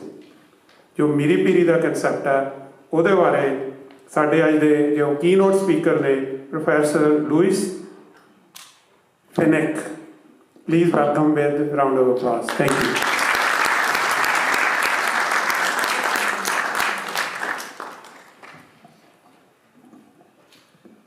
Waheguru ji ਕਾ ਖਾਲਸਾ ਵਾਹਿਗੁਰੂ ਜੀ ਕੀ ਫਤਿਹ ਸਤਿ ਸ੍ਰੀ ਅਕਾਲ everybody. I hope you can all hear me well. I am the English example you're going to hear today. So thank you. And I'd like to begin my talk by recognizing the first caretakers of these lands throughout Northern California, throughout the Northern California region. I'd like to acknowledge that the ground on which I'm speaking today, on which we're celebrating our gurus, is the unceded ancestral territory of the Nisenan people, of the Cayuse, of the Umatilla and the Walla Walla tribes, the original stewards of the land, air, and water we're today enjoying. Now, I believe that it's very important to recognize these ancestral claims in North America, especially in the context of last Thursday's Gurupurb in celebration of the grandfather of Guru Gobind Singh Ji, Guru Har Gobind, a man whom we affectionately call Bandi Chor, right, the liberator of captives. And if we recall, Guru Har Gobind was unwilling to leave his prison cell after set free, being unjustly imprisoned by the Emperor Jahangir, right, without his fellow prisoners in tow. Our gurus, let us remember, our gurus were fierce champions of social justice, okay, of fairness, of equality, who never ignored the plight of the powerless. Okay? It's even more significant in this context to remember the injustice of all colonialisms, such as those suffered by Native Americans when we speak of Guru Gobind Singh, right? An exceptional man who too was forcibly dislodged from his own ancestral territory of Anandpur Sahib by a powerful and immoral empire led by the nefarious ruler Aurangzeb. Now, those preliminary remarks now done, firstly, let me begin by Gurgaddi Divas Diyan Lak Lak Vidaiyan Hove.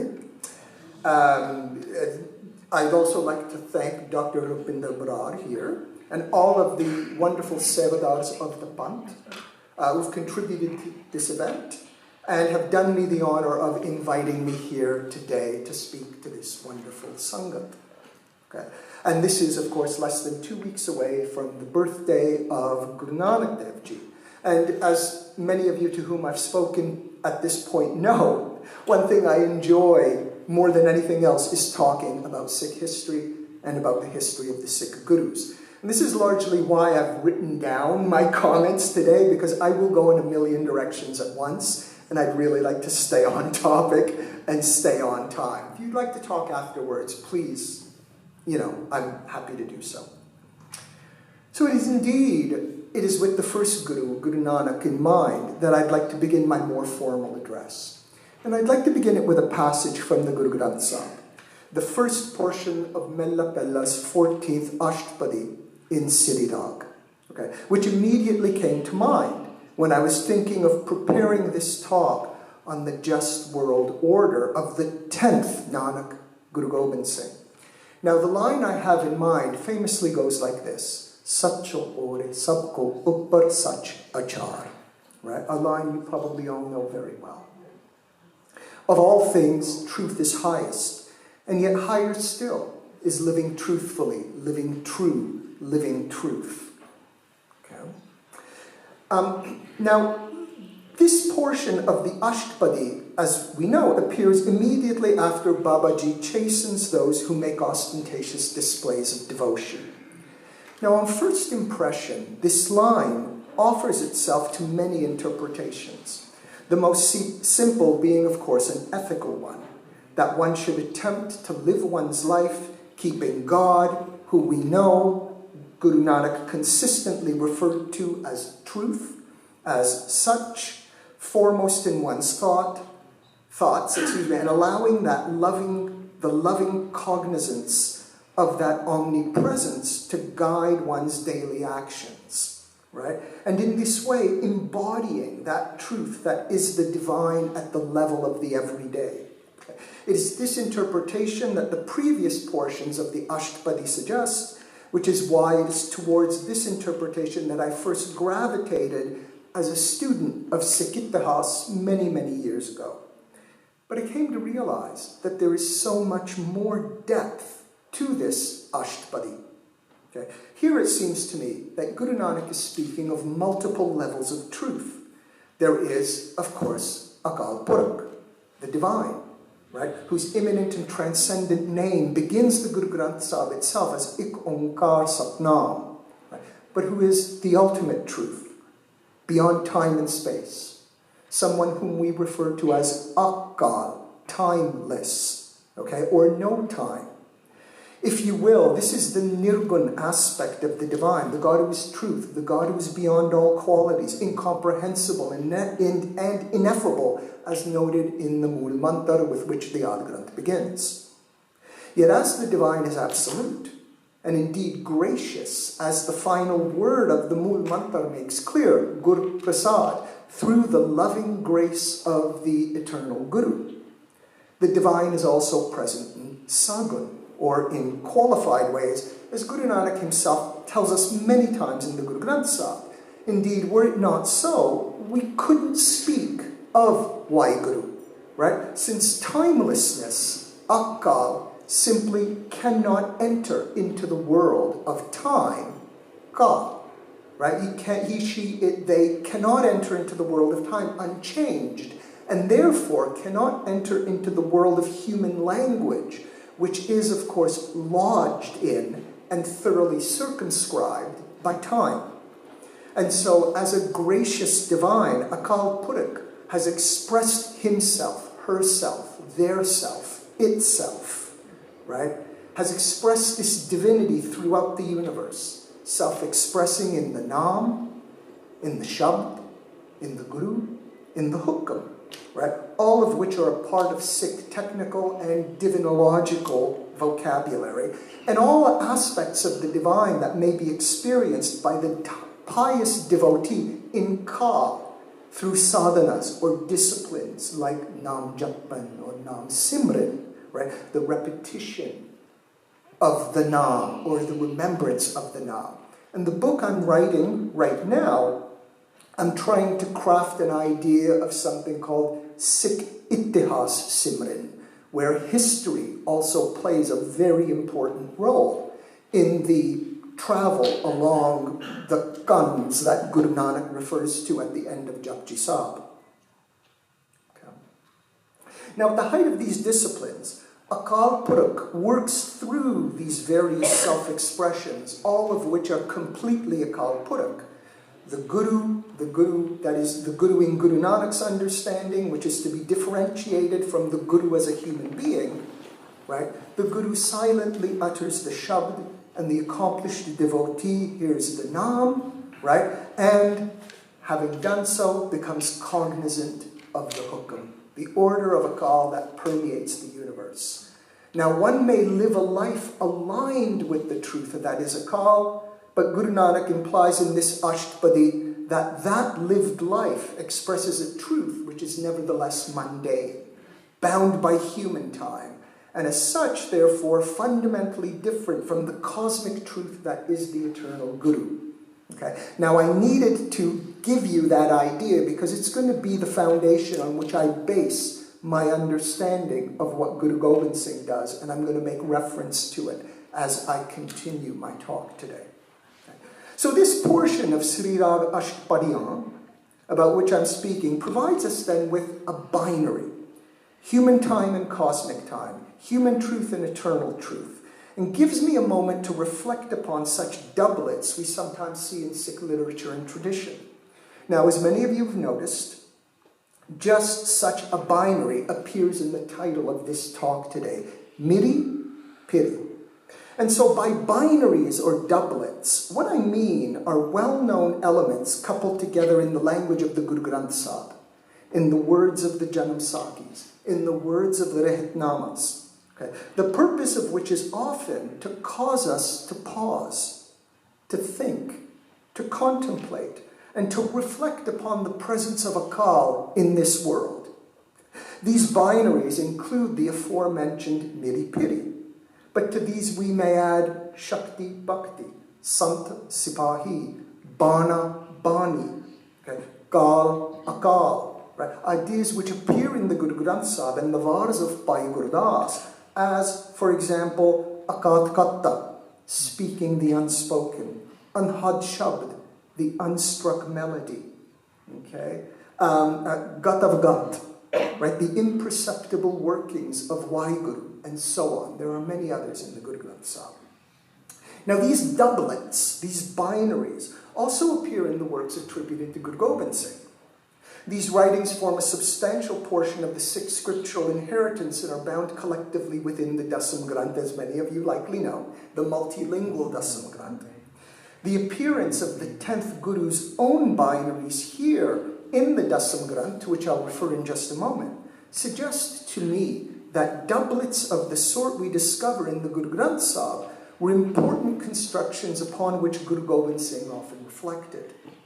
He did this, I think, in order to more robustly understand the glorious purpose that he was gifted by Akal Purukh as both the successor of the precious Guruship of the Sikhs and as the inheritor of the territory of Anandpur Sahib, right? The grand patrimony of his father, Guru Tegh Bahadur, martyred, as we all know, at the hands of a brutal empire almost 350 years ago this month.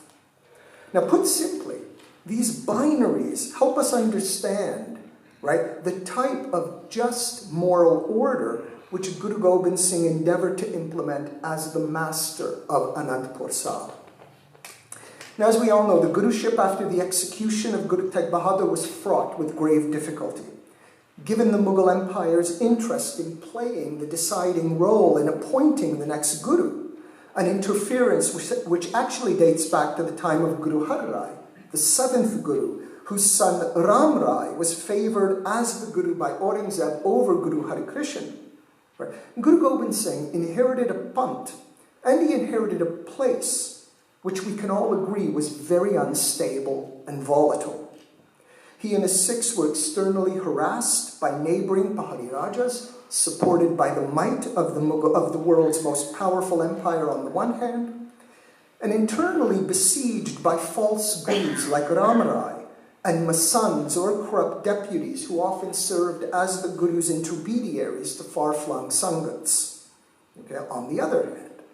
Now in this light, therefore, the young Gobind Rai's acceptance of the Guruship in and of itself is alone testament to the courage of Kalgidar Patsha, who even as a child realized, right, that such an embrace of Guruship would place him on a trajectory that would inevitably conflict with the intractable Mughal Empire itself. Right? This was a path that Guru Amar Das's Anand describes as Kanya Tikki Val Nikki, right? As narrow as a hair and as sharp as the edge of a double-edged sword.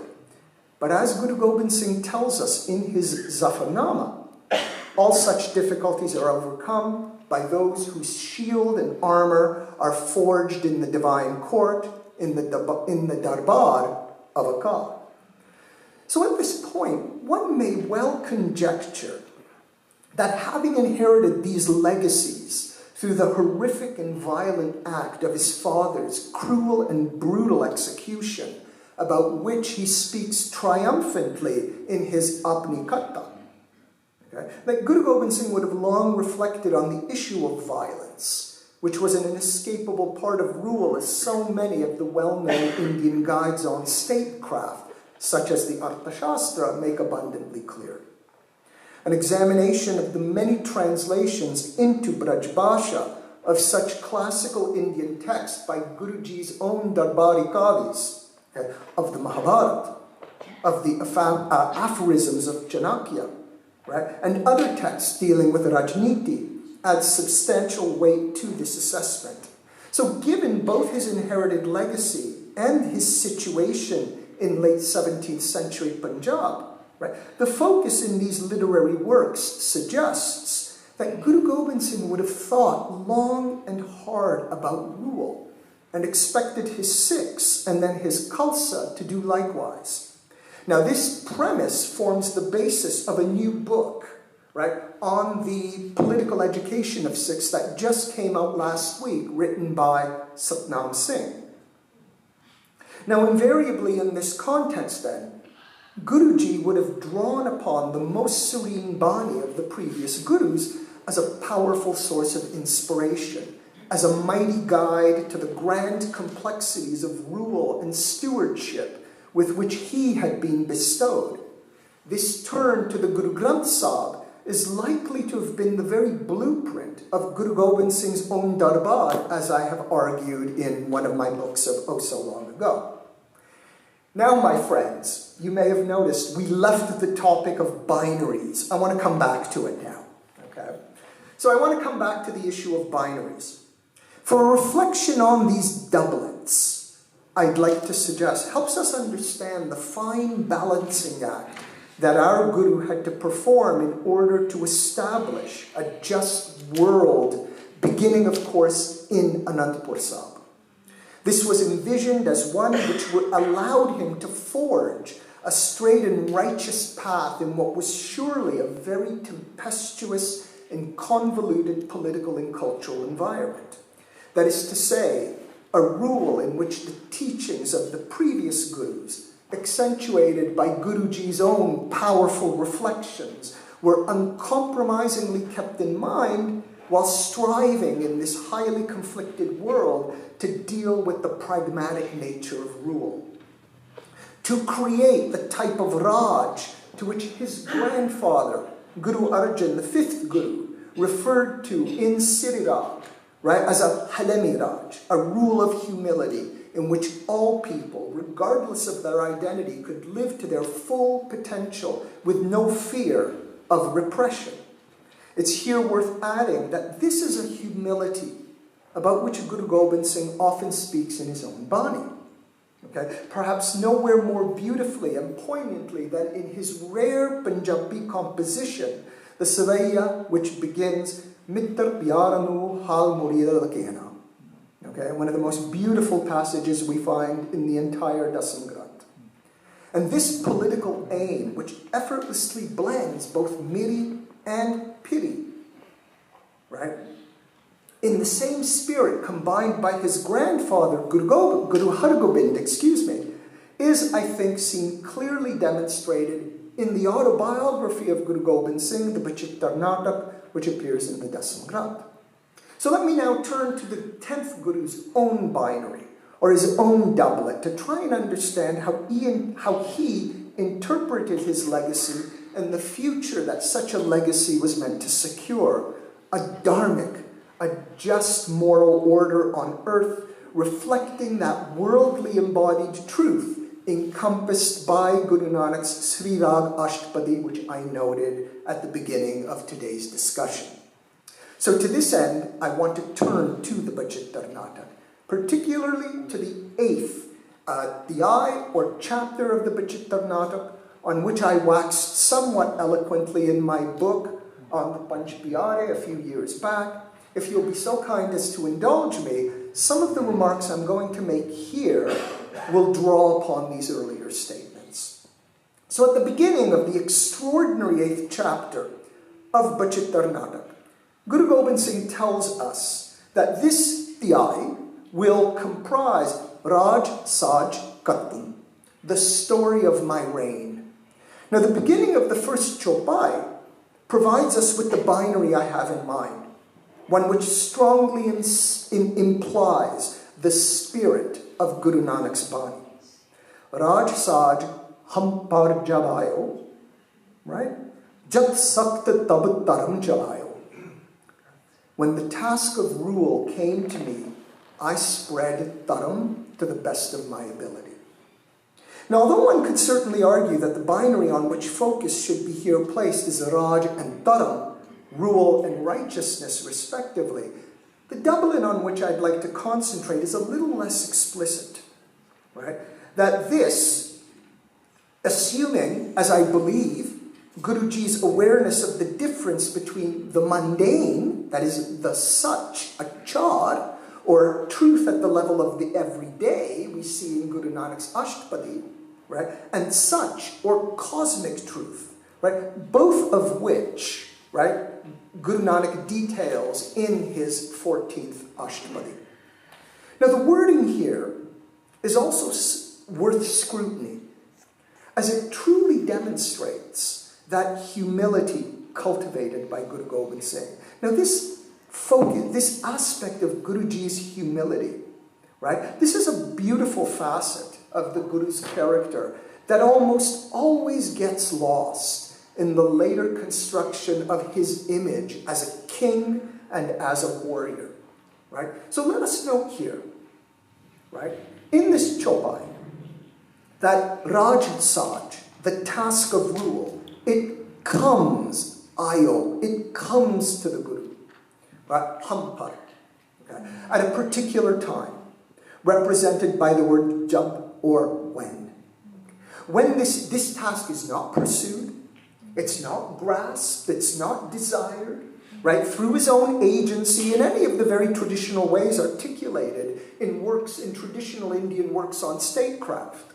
Guru Gobind Singh here simply picks up a very heavy mantle that has in a way been forced upon him through the horrific turn of events which saw his father beheaded, a grisly and vile act. And it's this weighty burden which Guru Gobind Singh humbly accepts, knowing full well the forces that are going to be set against him. How, after all, does one refuse the command, the gift of the eternal Guru? It seems clear here in the span of just a few words that the 10th Guru recognizes the words of Guru Nanak at Japji 33, Jis hat jod kar. He alone has the power in his hands, right? In which Babaji strongly implies is the gift of the divine, but in no way is it divine itself. This reference to humility continues in the next portion of the Chopai, in the next line of the Chopai, as the 10th Guru appropriates this gift from Akal to do the work of Akal, as it were, to the best of his ability, to the best of his earthly ability. Jatasakt. This task is, of course, to spread Dharam. Dharam Chalayo. All that which is righteous, all that which is good and fair and just.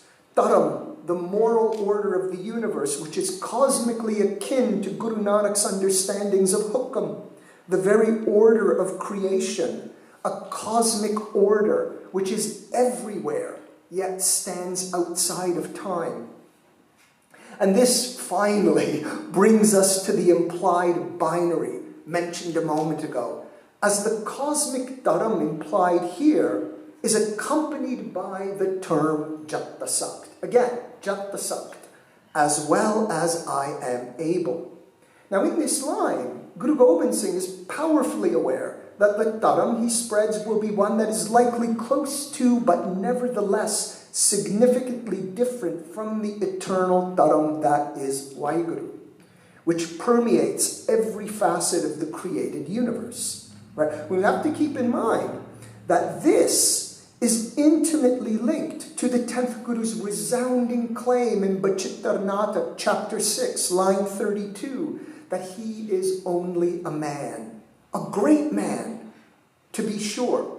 You know, as some of you may know, the late great Punjabi novelist Gurbaksh Singh Preetlari referred to Guru Gobind Singh as Param Manukh, right? But a man nevertheless. Now, Bachittar Natak 8.1, therefore, the Raj Saj passage I began with, provides us with an especially powerful statement when we know what our Guru experienced up to that point in completing Bachitar Natak. Bachitar Natak, as many of you know, was completed in 1696. Okay? And given the examples of Raj with which Guru Gobind Singh would have been confronted up to this point in his career as Guru of the Sikhs, right? But models of Raj, which were far from dharmic, which were and equally as far from morality and justice, nefarious forms of Raj, put into practice by both his Pahari Rajput neighbors and their Mughal supporters. Right? Examples which the Guru himself outlines in subsequent chapters of Bachitar Natak. Okay? And within the Hikayat, portions of the Zafarnama, which are transformed into allegories in the Guru's other compositions, such as the Pakyan Charitra or the Charitra Pakyan and the Chobis Avtaram. Now one may assume that the Taram to which Das Vipacha refers in Bachitar Natak 8.1 is that very same one for which his father, Guru Tegh Bahadur, offered his head but not his commitment to justice in Bachitar Natak 5, lines 13 and 14. Right? Taram het saka jinkini. I'm sure many of you are familiar with that. And it's the very same Taram which Akal Purakh commissions the 10th Guru to embody in Bachitar Natak, chapter 6, verse 29. Taha tahai taram chalai. So, what I find then is it becomes quite clear from reading Bachitar Natak after 8.1, but particularly with chapter 8, line 1 in mind, that the Raj, the 10th master, is going to do his best to implement and manage will follow a more earthly dharam, aligned to but differing from cosmic dharam. A dharam and a Raj which is inevitably prone to violence and to force, yet one fiercely tempered by the commitments to morality and justice of Guru Gobind Singh. The 10th Guru's residence at Paonta Sahib, as we may surmise from Bachitar Natak, is the arena in which Guru Gobind Singh can develop his ideas of earthly dharam and its corollary of Raj. Okay. Put simply, Guru Gobind Singh implies that there are going to be times in the exercise of such rule that violence will indeed be utilized, but as we all know, that violence, and Guru Gobind Singh makes this abundantly clear, that this limited violence will only be resorted to as an absolute final recourse. This emphasis is only strongly implied in Bachitar Natak, but explicitly underscored in the Guru's beautiful Persian epistle, the Zafarnama, right? In the letter's most famous couplet, right? Chukar az hami halti dar gozash, halal ast bordan be shamshir dast. When all strategies have been exhausted, only then and only then is it permitted to draw the sword. So with this in mind, and I am wrapping up now. Sorry, you've been very patient, thank you. With this in mind, it should come as little surprise that every battle in which the Guru engages from Bangani to Anandpur is understood as a dharam yudh, a just war, if you will, whose aim was to align the political fabric of late 17th and early 18th century India with the deep spiritual, ethical, and pragmatic values of the Sikh Gurus. Right? Guru Gobind Singh makes this point clearly in a line that ends the famed composition Krishna Avtar, in which Guruji states that the purpose of writing the story of Krishna's descent, and thus by extension the purpose behind all of the Guru's endeavors, a combination of the literary, the political, the spiritual, right? It combines all of these. Avar basna mein prabh dharam judh ke chala. Okay. These endeavors were performed, O Lord, for no purpose other than dharam yudh. Now this passage also implies that what will result from such a yudh, such a dharam yudh, a righteous war, if you will, right? Which is not only a battle against the recalcitrant and vile enemies of the Guru and his Sikhs, but an internal battle. A battle we all fight every day against our own personal enemies, against Krodh, Kam, Lobh, Moh, Ahankar, right?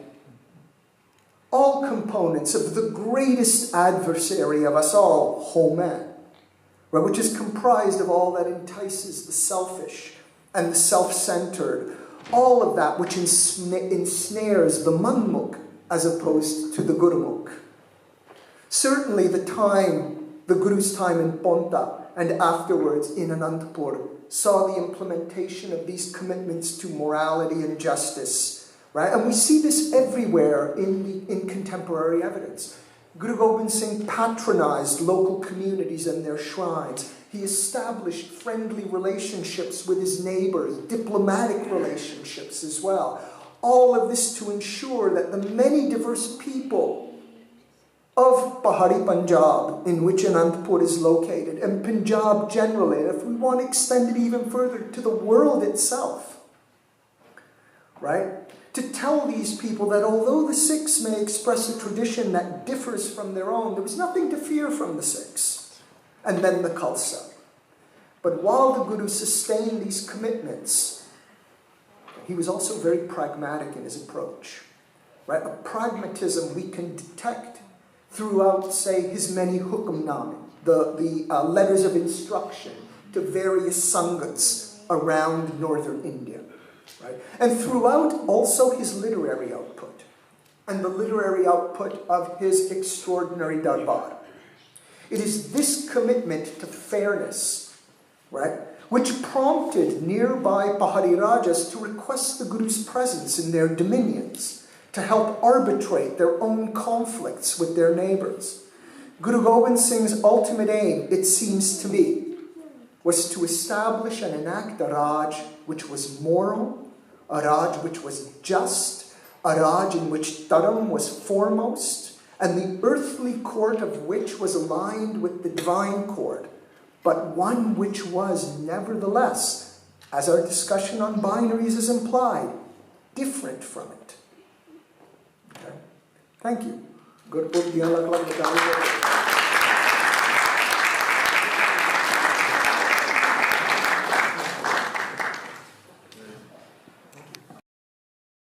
Sir Louis was very informative. ਇੱਕ ਗੱਲ ਅਸੀਂ ਦੱਸਣੀ ਚਾਹੁੰਦੇ ਹਾਂ we as a Punjabi American heritage society ਇਹ ਕੋਈ ਜ਼ਰੂਰੀ ਨਹੀਂ ਵੀ ਸਾਡੇ ਜਿਹੜੇ ਵਿਊਜ਼ ਨੇ ਕਿਸੇ ਸਪੀਕਰ ਨਾਲ ਸਹਿਮਤ ਹੋਣ ਜਾਂ ਅਸਹਿਮਤ ਹੋਣ, ਪਰ ਆਪਾਂ ਇੱਕ ਇੰਟੈਲੈਕਚੁਅਲ ਵਰਲਡ 'ਚ ਹੈਗੇ, ਆਪਾਂ ਨੂੰ ਸਭ ਦੇ ਵਿਚਾਰ ਸੁਣਨੇ ਚਾਹੀਦੇ ਆ ਅਤੇ ਆਪਣੇ ਦੱਸਣੇ ਚਾਹੀਦੇ ਨੇ. We will have a panel discussion soon, so you will have opportunity to ask your questions. ਉਹਦੇ ਲਈ we're going to follow a proper ਮਰਿਆਦਾ, a tradition, a process. So ਜਿਹਨੇ question ਪੁੱਛਣਾ ਉਹ ਇੱਥੇ ਆਊਗਾ, ਆਪਣਾ ਨਾਂ ਦੱਸੂਗਾ ਅਤੇ ਸਿਰਫ question ਪੁੱਛੂਗਾ, ਕੋਈ speech ਜਾਂ lecture ਨਹੀਂ ਦੇਗਾ. So before we go to the panel discussion, I have few announcements. ਪਹਿਲਾਂ I want to recognize a couple of special guests here. We have Patient Bordeaux. She's a CEO of Ride Out Adventist Health Foundation. So thank you for being here. And we have a Sutter County Supervisor, Karam Vance. Thank you for being here. And many of you're all distinct in your field. So thank you to all of you for being here. So ਜਦੋਂ ਆਪਣੀ ਇਹ event ਖਤਮ ਹੋਏਗਾ, ਇਸ ਤੋਂ ਬਾਅਦ 2 ਵਜੇ ਅਸੀਂ ਮਿਊਜ਼ੀਅਮ ਦਾ ਟੂਰ ਦੇਵਾਂਗੇ. ਇੱਥੋਂ ਜਿਹੜਾ ਸਟਰ ਕਾਉਂਟੀ ਦਾ ਮਿਊਜ਼ੀਅਮ ਹੈ, ਇਸ ਬੇਅਰਲੀ half mile from here. So we will give you a guided tour after we are done here. But ਅਜੇ ਕਿਤੇ ਨਹੀਂ ਜਾਣਾ. We're going to have a very lively discussion. ਤੇ we have one speaker who's going to briefly tell about the Punjab Digital Library. ਮੈਂ ਉਹਨਾਂ ਨੂੰ ਕਹਾਂਗਾ ਲਾਗੇ ਆ ਜਾਣ. Dr. Rupinder Brad has kindly yielded his time kyunki he is one of us. He has, you all know, he has written 2 books. One on his latest book is Along Came a Warrior, Banda's Dharam Yudh and Sikh Theory of Justice. ਆਹ ਕਿਤਾਬ ਵੀ ਇਹਨਾਂ ਨੇ ਲਿਖੀ ਜਿਹੜੀ Smithsonian museum ਨੇ release ਕੀਤੀ ਆ। ਉਹ ਸਮੇਂ ਦੀ ਨਜ਼ਾਕਤ ਨੂੰ ਦੇਖਦੇ ਹੋਏ ਇਹਨਾਂ ਨੇ ਕਿਹਾ ਵੀ ਕੋਈ ਗੱਲ ਨਹੀਂ, ਮੈਂ ਤਾਂ ਘਰ ਦਾ ਬੰਦਾ, ਮੈਂ ਤੁਹਾਨੂੰ ਫੇਰ so we are very sorry we ਤੁਸੀਂ ਵਿਡਰਾ ਕੀਤਾ, but respecting the time, respecting all of your time, ਤੁਸੀਂ ਗੁਰਦੁਆਰਾ ਸਾਹਿਬ ਜਾ ਕੇ ਹੋਰ ਗਤੀਵਿਧੀਆਂ 'ਚ ਹਿੱਸਾ ਲੈਣਾ ਚਾਹੁੰਦੇ ਹੋ। So I would request Sardar Jasdeep Singh Maan. He's an engineer by profession. He came all the way from LA. He's the one who orchestrated all this exhibit. ਤੇ ਕੱਲੀ exhibit ਦੇਖ ਕੇ ਨਾ ਜਾਇਓ, please bid. It's a silent auction. ਇੱਥੇ 51 paintings and I hope you will all take one home so they don't have to take back and take it back. So Jasdeep, please come and share your views briefly. Thank you. Thank you, Dr. Kang. Vaheguru Ji Ka Khalsa, Vaheguru Ji Ki Fateh. First, let me thank all of you for taking your Saturday to come and check us out. This is an incredible turnout. We're very grateful. So I am a parent of 2 boys that actually went to India this past summer to do an internship with Punjab Digital Library. My aim actually 2 years ago, as my son graduated from high school, he was quite young, and I didn't think he was ready for college, and I was really wanting him to go do a gap year. It's something that some parents and their kids will do after high school before starting college, and so I wanted my son Gurshan to go do something in India. And at that time, I reached out to a few friends, and I thought maybe some Pingalwada, opportunity, something to go work with some NGO in Punjab. And at that time, maybe I just didn't do enough research. But the feedback that I got was, don't send your kid here. Safety issues, this, that, or the other, right? So in the end, I was disheartened that I couldn't find a good program for my son to be part of. And actually ended up sending my son to Spain for a year. After that, this summer, Gurpreet Panji, who's actually they had visited PDL back in December, she shared that, hey, we're doing a POC, like a proof of concept, to do an internship with Punjab Digital Library. So I took that opportunity. Both my sons went, and I think they had a lot of reservations about going to India and Punjab in general. And after the 4 weeks, as the week was ending, my sons are telling me, Dad, can we do this next year? My older one, who actually is in college, he says, hey, next year, or actually in the fall semester, Dad, I think I can take all online classes, and can I just stay here for another 4 months? I mean, this is how these guys turned around. And so my kids are born and raised here. I came here when I was 10. And we have this longing for Punjab, right? We have this thing where it's in our imagination, it's in our ardas. And we just don't have enough, I think, to basically go back and connect with. So we're always having our kids look for programs, look for inspiration. So for me, PDL turned out to be that incredible opportunity. And what I'm here to talk about is that as a parent, I think next year we're looking to maybe get 10 kids from North America to go participate. And I would love that if Yuba City community could find one person, one kid, support that individual, send that individual, sponsor that individual to go. And you guys have an incredible investment here that Dr. Kang's made with the Sutter County Museum, which some of you may will check it out today afternoon. So imagine sending one of your kids from your community here to go participate in PDL and create an exhibit like this that you can permanently display at the Sutter County Museum, right? I think it's a great opportunity for you guys to think along those lines. And again, I got my expectations far exceeded what my kids got out of it.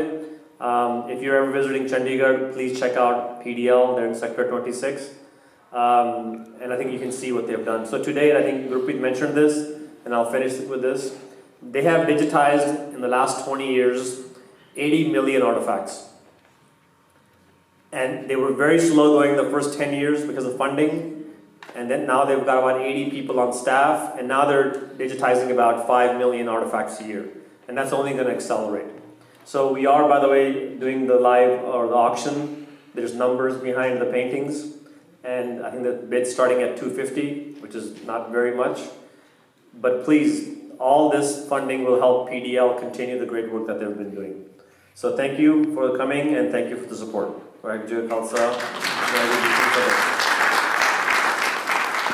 Thank you, Jasdeep. So, ਹੁਣ ਆਪਾਂ ਕੀ ਕਹਿੰਦੇ fireworks ਕਹਿੰਦੇ question answer ਕਰਨੀ ਆ. So I have a request to everybody that please stay, don't leave. I think that discussion part is always very important. So if you have a question, raise your hand, walk over here, tell what's your name and ask a question, so that way it gets recorded.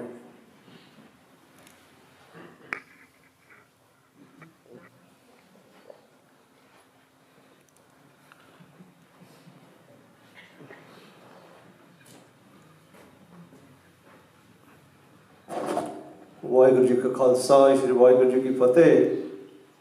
First of all, I want to say it's a good seminar.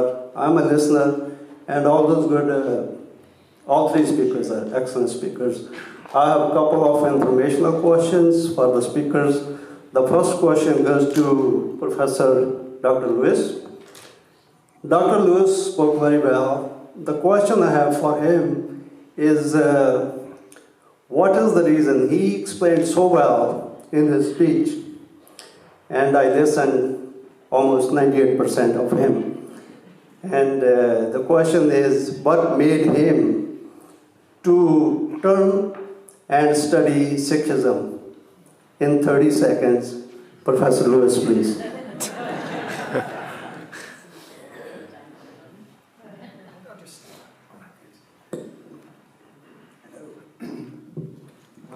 Very easy to answer.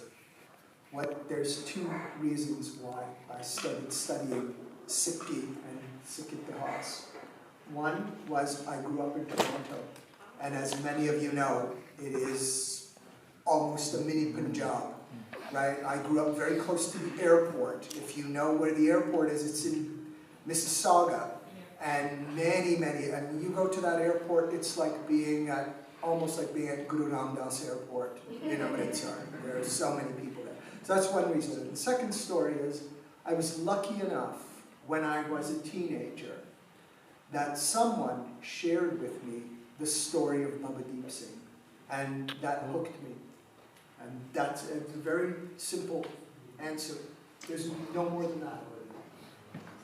Thank you. I think let's keep to one question. If there's more, we will come back. So please introduce your name. Just ask question, no other comments, please. Thank you. Waheguru ji ਕਾ ਖਾਲਸਾ ਵਾਹਿਗੁਰੂ ਜੀ ਕੀ ਫਤਿਹ. ਮੈਂ ਵਕੀਲ ਕੁਲਵਿੰਦਰ ਸਿੰਘ ਰੋਜ਼ਵਿਲ ਤੋਂ ਸਵਾਲ ਪੁੱਛ ਰਿਹਾ. ਵੀਰ ਅਮਰੀਕ ਸਿੰਘ, ਜਦੋਂ ਸਾਡੇ ਮਹਾਰਾਜਾ ਸੀਗੇ ਨਾਲ, ਜਦੋਂ ਸਾਡੇ ਰਾਜੇ ਸੀਗੇ ਯੂਰਪ 'ਚ ਨਾ, ਉਹਨਾਂ ਦਾ ਅਲਾਇੰਸ ਹੁੰਦੇ ਸੀ ਵਿਆਹ ਕਰਕੇ. ਜੇ ਸਾਨੂੰ ਦੱਸ ਸਕਦੇ ਹੋ ਕਿ ਮੈਨੂੰ ਪਤਾ ਨਹੀਂ ਹੈ, ਜਿਹੜੇ ਮਹਾਰਾਜਾ ਰਣਜੀਤ ਸਿੰਘ ਦੇ ਬੱਚੇ ਸੀ ਨਾ, ਉਹਨਾਂ ਨੇ ਵੀ ਕੋਈ ਇਹਦਾ ਦੇ ਅਲਾਇੰਸ ਰਿਸ਼ਤੇ ਕਰਾਏ ਸੀ? Maybe just to keep the power, making alliance.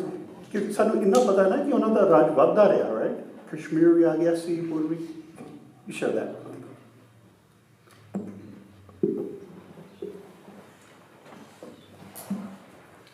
Maharaja Ranjit Singh ਦੇ ਜਿਹੜੇ ਅਲਾਇੰਸ ਆਪਣੇ ਵਿਆਹ ਕਰਕੇ ਇਨੀਸ਼ੀਅਲੀ ਜਦੋਂ ਕਿੰਗਡਮ ਦਾ ਸਟਾਰਟ ਸੀ ਨਾ, ਉਹ ਡਾਕੂਮੈਂਟਡ ਹੈਗੇ ਨੇ. ਜਿਵੇਂ ਮਹਾਰਾਜਾ ਰਣਜੀਤ ਸਿੰਘ ਦੇ ਹਰਮ ਦੇ ਵਿੱਚ ਨਾ ਅਬਾਊਟ 23 ਰਾਣੀਆਂ ਸੀ, ਪਰ ਮਹਾਰਾਜਾ ਰਣਜੀਤ ਸਿੰਘ ਦੇ ਜਿਹੜੇ ਜ਼ਿਆਦਾ, ਜਦੋਂ ਇੱਕ ਐਸਟੈਬਲਿਸ਼ਡ ਕਿੰਗਡਮ ਹੋ ਜਾਂਦੀ ਨਾ ਪੁਰਾਣੇ ਜ਼ਮਾਨੇ 'ਚ, ਆਮ ਤੌਰ 'ਤੇ ਇੱਦਾਂ ਹੁੰਦਾ ਸੀ ਕਿ ਜ਼ਰੂਰੀ ਨਹੀਂ ਹੈ ਕਿ ਰਾਜੇ ਨੇ ਕਿਸੇ ਦਾ ਹੱਥ ਮੰਗਿਆ ਜਾਂ ਵਿਆਹ ਕਰਾਉਣ ਦੀ ਕੋਈ ਡਿਜ਼ਾਇਰ ਜਾਂ ਕੋਈ ਇੱਛਾ ਪ੍ਰਗਟ ਕੀਤੀ. ਕਈ ਵਾਰ ਲੋਕ ਆਪ ਵੀ ਧੀਆਂ ਨੂੰ ਆਫਰ ਕਰ ਦਿੰਦੇ ਹੁੰਦੇ ਸੀ. ਸੋ ਉਹਦੇ 'ਚ ਆਪਾਂ ਨੂੰ ਮਹਾਰਾਜਾ ਰਣਜੀਤ ਸਿੰਘ ਦੇ ਕੈਰੈਕਟਰ 'ਤੇ ਉਂਗਲੀ ਨਹੀਂ ਚੱਕਣੀ ਚਾਹੀਦੀ. ਇਹ ਇੱਕ ਟ੍ਰੈਡੀਸ਼ਨ ਦੇ ਟਾਈਪ ਦੇ ਤੌਰ 'ਤੇ ਸੀ. ਪਰ ਜਿਹੜਾ ਤੁਹਾਡਾ ਕੁਐਸਚਨ ਕਿ ਉਹਨਾਂ ਦੇ ਬੱਚਿਆਂ ਦਾ ਹੋਇਆ, ਉਹਨਾਂ ਦੇ ਬੱਚਿਆਂ ਦਾ ਕੋਈ ਅਲਾਇੰਸ ਇਸ ਕਰਕੇ ਨਹੀਂ ਹੋਇਆ ਕਿਉਂਕਿ ਜਦੋਂ ਤੱਕ ਮਹਾਰਾਜ ਰਣਜੀਤ ਸਿੰਘ ਦਾ ਬਿਮਾਰ ਹੋਣ ਲੱਗੇ ਜਾਂ ਉਸ ਤੋਂ ਪਹਿਲਾਂ ਜਦੋਂ ਕਿੰਗਡਮ ਦਾ ਪਸਾਰ ਹੀ ਇੰਨਾ ਹੋ ਚੁੱਕਿਆ ਸੀ ਵੀ ਆਲਮੋਸਟ ਜਿੱਦਾਂ ਹੁੰਦਾ ਨਾ ਕਿ ਇੱਕ ਬਾਉਂਡਰੀ ਤੁਸੀਂ ਕ੍ਰਾਸ ਹੀ ਨਹੀਂ ਕਰ ਸਕਦੇ ਕਿਉਂਕਿ ਇੱਧਰ ਅੰਗਰੇਜ਼ਾਂ ਨਾਲ ਸੰਧੀ ਹੋ ਚੁੱਕੀ ਸੀ ਸੋ ਇੱਧਰ ਨੂੰ ਐਕਸਪੈਂਡ ਨਹੀਂ ਸੀ ਕਰ ਸਕਦੇ ਪਿਸ਼ਾਵਰ ਕਾਬਲ ਤੱਕ ਉਹਨਾਂ ਦਾ ਵੱਧ ਚੁੱਕਿਆ ਸੀ ਸਿੰਧ ਤੱਕ ਸੀ ਉਸ ਤੋਂ ਅੱਗੇ ਓਸ਼ਨ ਸੀ ਇੱਧਰ ਕਸ਼ਮੀਰ ਤੋਂ ਅੱਗੇ ਲਦਾਖ ਤੱਕ ਚਲਾ ਗਿਆ ਸੀ ਹਿਮਾਲਿਆ ਸ਼ੁਰੂ ਹੋ ਜਾਂਦਾ ਸੀ ਤੁਸੀਂ ਕਹ ਲਓ ਵੀ ਮਹਾਰਾਜਾ ਰਣਜੀਤ ਸਿੰਘ ਦੇ ਆਲਮੋਸਟ ਸੈਚੂਰੇਟਡ ਸੀ ਜਿੰਨਾ ਕੋ ਐਕਸਪੈਂਡ ਕਰ ਸਕਦੇ ਸੀ ਸੋ ਅਲਾਇੰਸਿਸ ਦੀ ਲੋੜ ਨਹੀਂ ਪਈ ਉਸ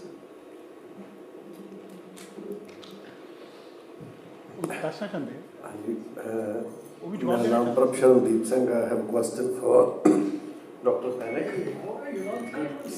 Good to see you. We're friends. I have 2-3 questions. I'll make it quick. First, Professor Panek cited Param Manokh, which is a perspective from liberal scholar from 20th century.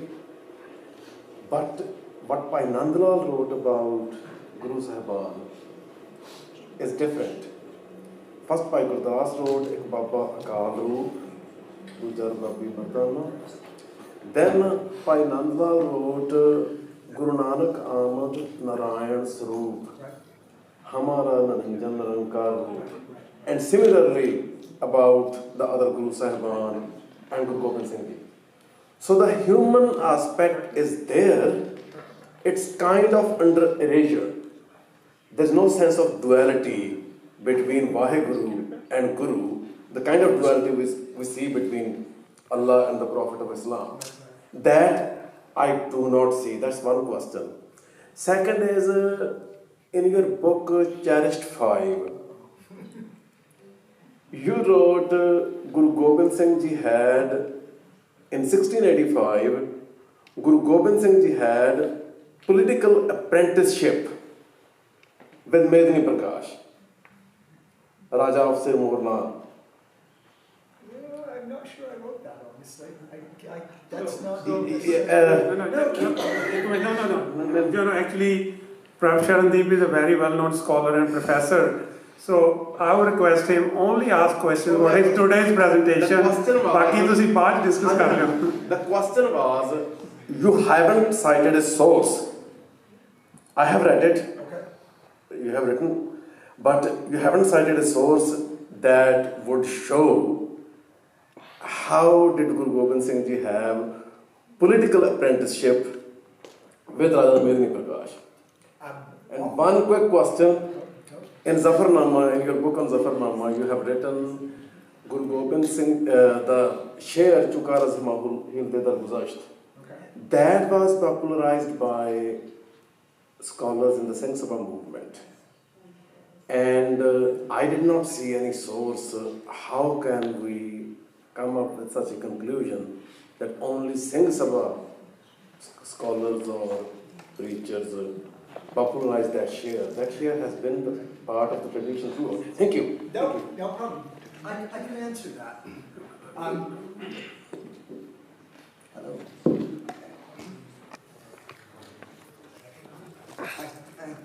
With all due respect, that does not.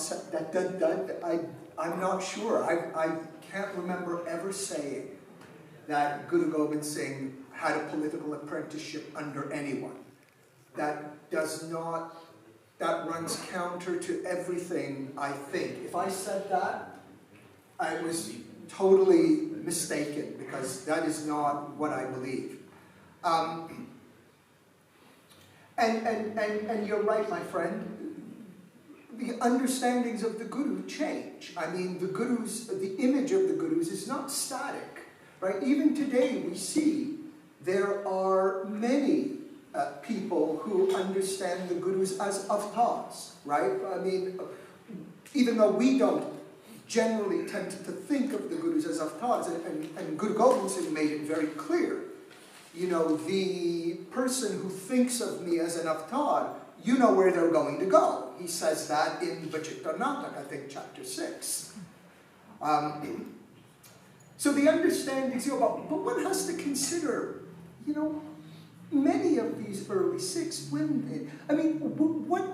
is the place from which they're coming, right? These people who write about Guru Gobind Singh in the 18th century, right, especially Bhai Nandlal, they deeply love the Guru.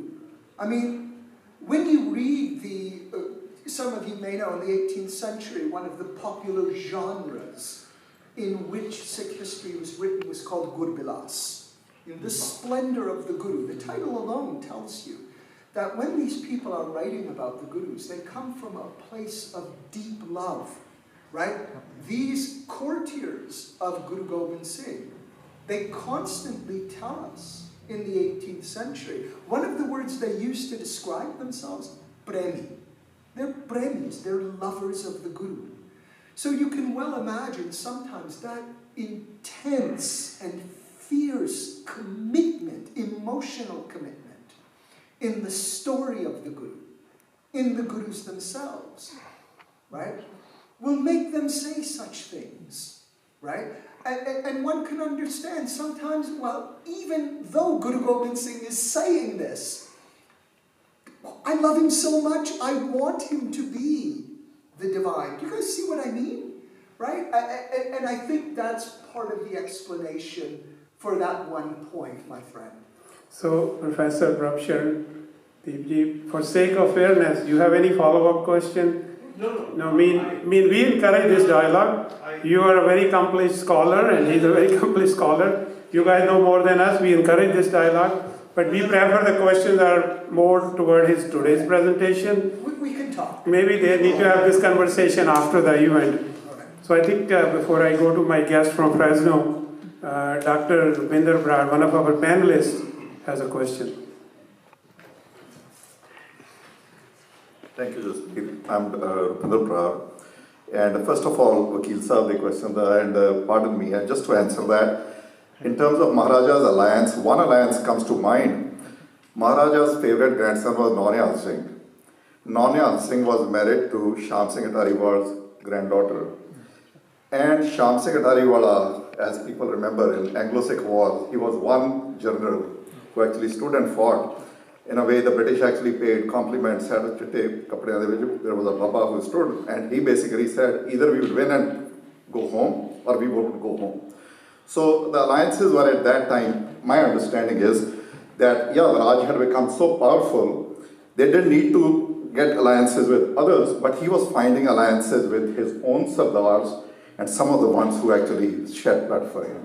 Actually, the question was, did he have alliance to expand his kingdom? His children, the question I understood was, did his children have alliances to do something? But, so I have a question. And let me just ask a question from Louis. So he talked, first of all, there was so much information there in the talk. There's so many questions come to mind, but one question I have in mind is, as you know, by the way, Louis trained with Professor J.S. Grewal, one of the preeminent historians of our time.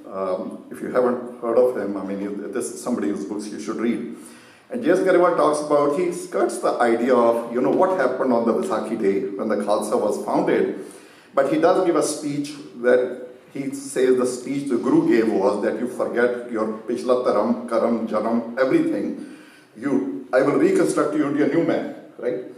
So that new man, I've struggled with what that new man looked like. So I will quote from the Khalsa Mahima, which was composed during the time of Guru Gobind Singh, whether he composed it or somebody else composed it. So Khalsa Mahima ch likhya ya, Khalsa mera dharam aur karam, Khalsa mera pen nij maram, Khalsa mera sadgur pura, Khalsa mera sajjan sura. So Khalsa is righteous, karmic, kindness, reflection of Sadguru, virtuous and heroic. This is in the time of Guru Gobind Singh. And within maybe two decades, the Tankhanaama talks about the Khalsa as, and this is a translation, by the way. Khalsa is he who carries weapons. Khalsa is he who fights the enemy. Khalsa is he who slays the Turks, Muslims. Khalsa is who always fighting. Khalsa is who fights face to face. So now, there are two Khalsa, and we basically honor both the Khalsas. Where did, first of all, is that break comes? How would Guru Gobind Singh, obviously he was not alive during the second, and the first of all, the first words that the poet wants Guru to say, the Khalsa Mahima, do you think that's Guru's words? And the second, what I would go through, what did Guru have in mind? Louis told me, by the way, that Guru Gobind Singh has been in his mind for the last 40 years. So this is the man I can ask those questions. So that's the question. Hello. That's a massive question. Give us a short answer. I'll try to give you a short answer. I honestly, from everything I've read about Guru Gobind Singh and thought, here we find a man of uncompromising principles. All the writings make that clear. Dare I even come close to thinking what Guruji thought? We don't know for sure, right? But the writings suggest that this was a man of uncompromising principles. And when the righteous fight was there in front of you, it was incumbent upon you, it was upon you to stand up, right, for the oppressed, right? What is, there's a wonderful shabd of Kabir that's coming to mind, and even of Guru Nanak, right? Parja, can't remember. Yes, yeah, that's it, right? Right, and so I think mainly for Guru Gobind Singh, ultimately, right? Guru Gobind Singh wrote his own body, but he was profoundly inspired by Gurbani as we find it in the Guru Granth Sahib. And there, the trajectory to perfection is very, very clear. And Guru Nanak enunciates it, throughout Japji Sahib, a magnificent poem, as many of you likely know, probably better than me, right? Where he outlines the various guns or realms until we get to Sachkhand, the realm of truth. And I think Guru Gobind Singh would have been uncompromising. The addition I have there is that, he was limited in the sense that he was a human being living on earth, right? And he realized those multiple levels of truth to which I was referring, using as my thematic the notion of the binary, the doublets, right?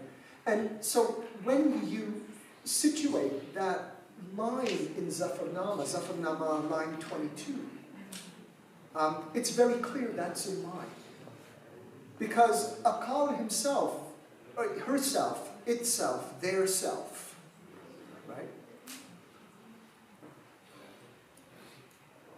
had no need for violence at all. But in this real world in which we live, this is a phenomena that, at least insofar as statecraft is concerned, is inescapable. Okay? So that's how I think that Gobind Singh would have responded, uncompromisingly, right? Because he had the example of his father. Did his father compromise? Right? He tells us in Bajit Nada, his father was willing to give up his head, right, before giving up the secret, the sir and sir. Right? So I hope that answers your question. Thank you, Professor. So once again, we are not done yet. We have a lot of paintings, so you guys can buy those. Please don't stand, have a seat. So once again, jada question hai, please onu chota rakho, te try to avoid any other comments around it, just your question. Now we have Sardar Gurpreet Singh Man, he came all the way from Fresno. Waheguru ji ਕਾ ਖਾਲਸਾ ਵਾਹਿਗੁਰੂ ਜੀ ਕੀ ਫਤਿਹ। ਸੋ ਮੇਰਾ ਸਵਾਲ ਸਿੱਖ ਰਾਜ ਬਾਰੇ ਆ। ਉਹ ਪਿੱਛੇ ਲਿਖਿਆ ਹੋਇਆ ਭਾਈ ਸੱਤਾ ਬਲਵੰਡੋਰਾਂ ਦੀ ਵਾਰ ਦੇ ਵਿੱਚੋਂ ਨਾਨਕ ਰਾਜ ਚਲਾਇਆ ਸੱਚ ਕੋਟ ਸਤਾਣੀ ਨੀਂਹ ਤੇ। ਸੱਚ ਟਰੂਥ ਗੁਰਬਾਣੀ ਦਾ ਸਾਡਾ ਸਾਰਿਆਂ ਦਾ ਫਾਊਂਡੇਸ਼ਨ ਆ ਸੱਚ ਸਭ ਦਾ ਬਾਪ ਆ that's the narrative of Gurbani.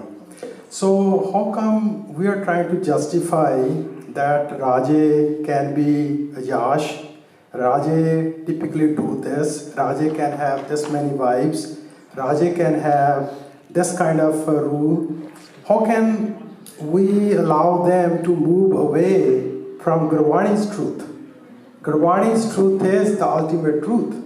And that was, Ranjit Singh's Raj is so close to Guru period. That's just one question. Why are we giving that room to not using Gurbani as a touchstone? When that is the main touchstone or darpan we have. Second, Dr. Lewis, he's touched on so many things from Chittar Natak, Dasam Granth. When typical Sikh, he's more connected with Guru Granth Sahib, which is complete in itself. Why aren't we drawing narratives and questions and examples from Guru Granth Sahib? Just these are two my questions or observations. Thank you. Thank you.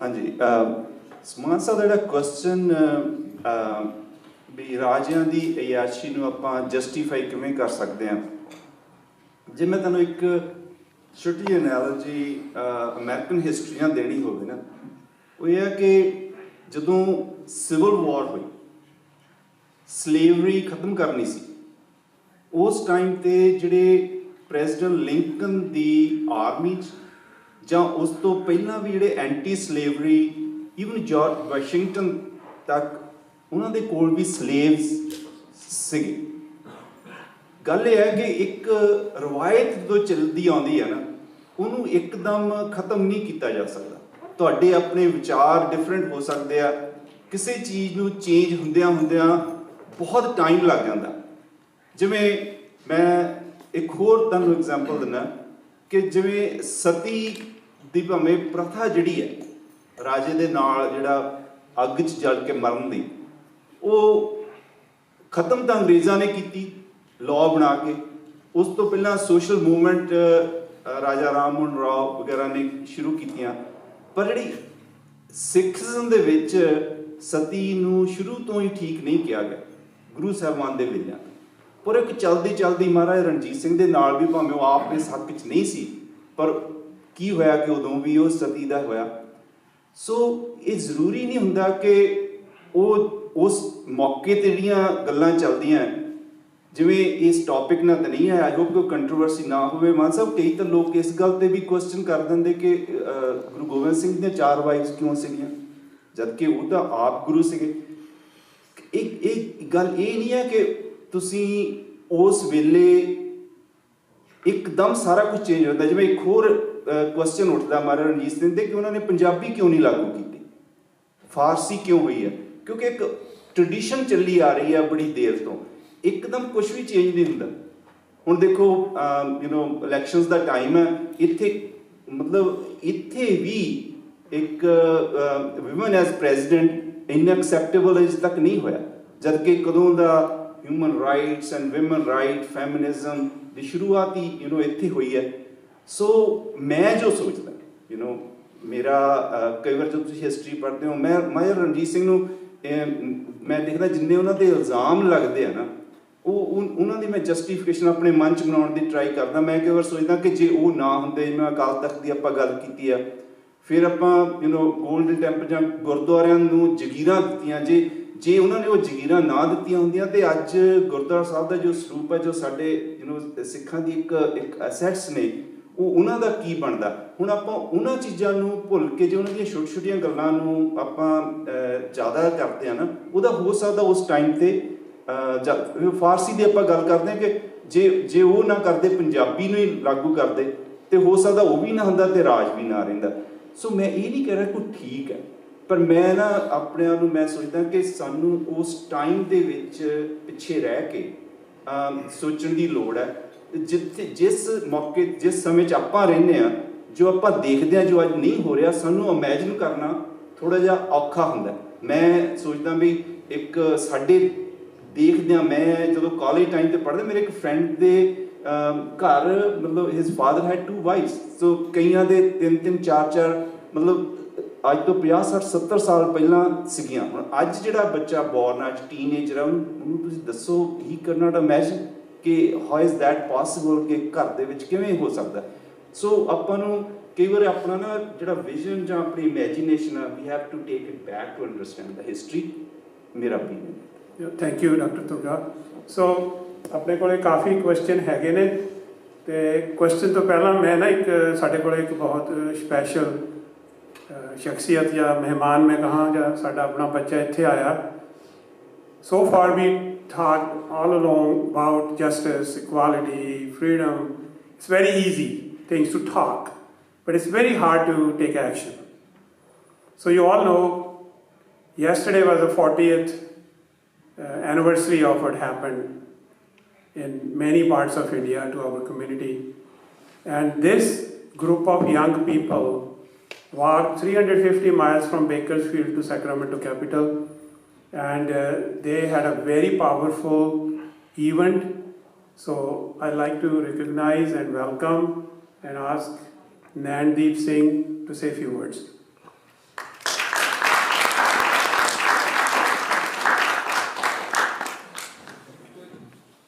ਹਾਂਜੀ, ਵਾਹਿਗੁਰੂ ਜੀ ਕਾ ਖਾਲਸਾ, ਵਾਹਿਗੁਰੂ ਜੀ ਕੀ ਫਤਿਹ। I actually want to just kind of continue the flow of the events, but you know, not any single group was able to do anything. It was honestly the love of the Sangat Somni members here, my colleagues like Kamaljeet, I see Harleen, and just the local Sangat members that made a tremendous impact, long time friends that are in the audience as well. I guess I have a question, maybe a little bit more towards you, Professor Fennick. I really appreciate Dr. Dubla's words yesterday, but even today, in terms of understanding something its own sort of time period. I guess the question I oftentimes wrestle with is, in the even modern, I guess, sort of Sikh imagination, the darbar at Lahore looms large, both in terms of a remembrance, but also an imagination of the future. Because you've written on it in a way that few others, I guess for me, in my own engagement in history, I really kind of actually much more look to the Darbar at Anandpur Sahib of Guru Gobind Singh, in terms of, while in a much more truncated period, what Dr. Tuga was sharing in terms of what was the statecraft that Maharaja Ranjit Singh was drawing upon was very much sort of Mughal, sort of, you know, in terms of language, in terms of structure, the Divan. I was wondering if you could share a little bit, maybe for an audience that may not have considered the sort of darbar at Anandpur Sahib, but in terms of what I see in terms of the Rahat Namis the discourses that were being drawn, the really formation of a new sort of almost Punjabi imperial idiom that was incorporating Braj and other sort of traditions. For me, it actually opens the imagination, actually, in some ways, far more than Lahore is able to do within the sort of the structures. But I was wondering if you could just kind of share a little bit in comparison, but maybe even in connection. Thank you. I can do that. So, that's a great question, by the way. Thank you.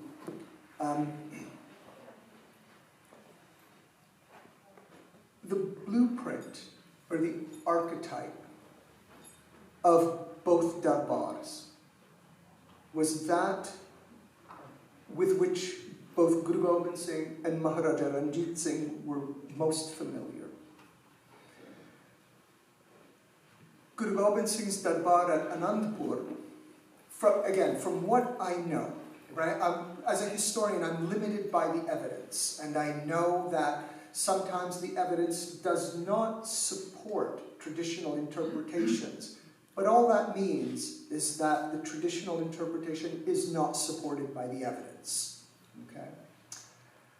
From what I know, Guru Gobind Singh, the only sort of example of Raj at the pragmatic level with which he was familiar was the Mughal Darbar.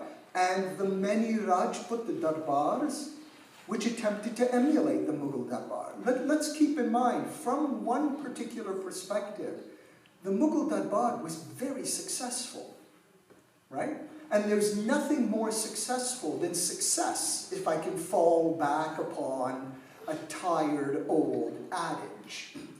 And so Guru Gobind Singh, right, came to realize that, or again, I'm putting words in Guruji's mouth, I don't mean to say that. That's just a shorthand for saying what the evidence suggests, in my opinion, okay? I'm sorry, I try to be very careful with my words, unlike some of our politicians. But this is the example with which he was most familiar. And in his writings, Guru Gobind Singh makes clear, he talks a lot about other courts, doesn't he? He talks about the courts of Ram, the Hindu protagonist of the Ramayana. He talks about the court of the Pandavas, of Yudhishthira, right?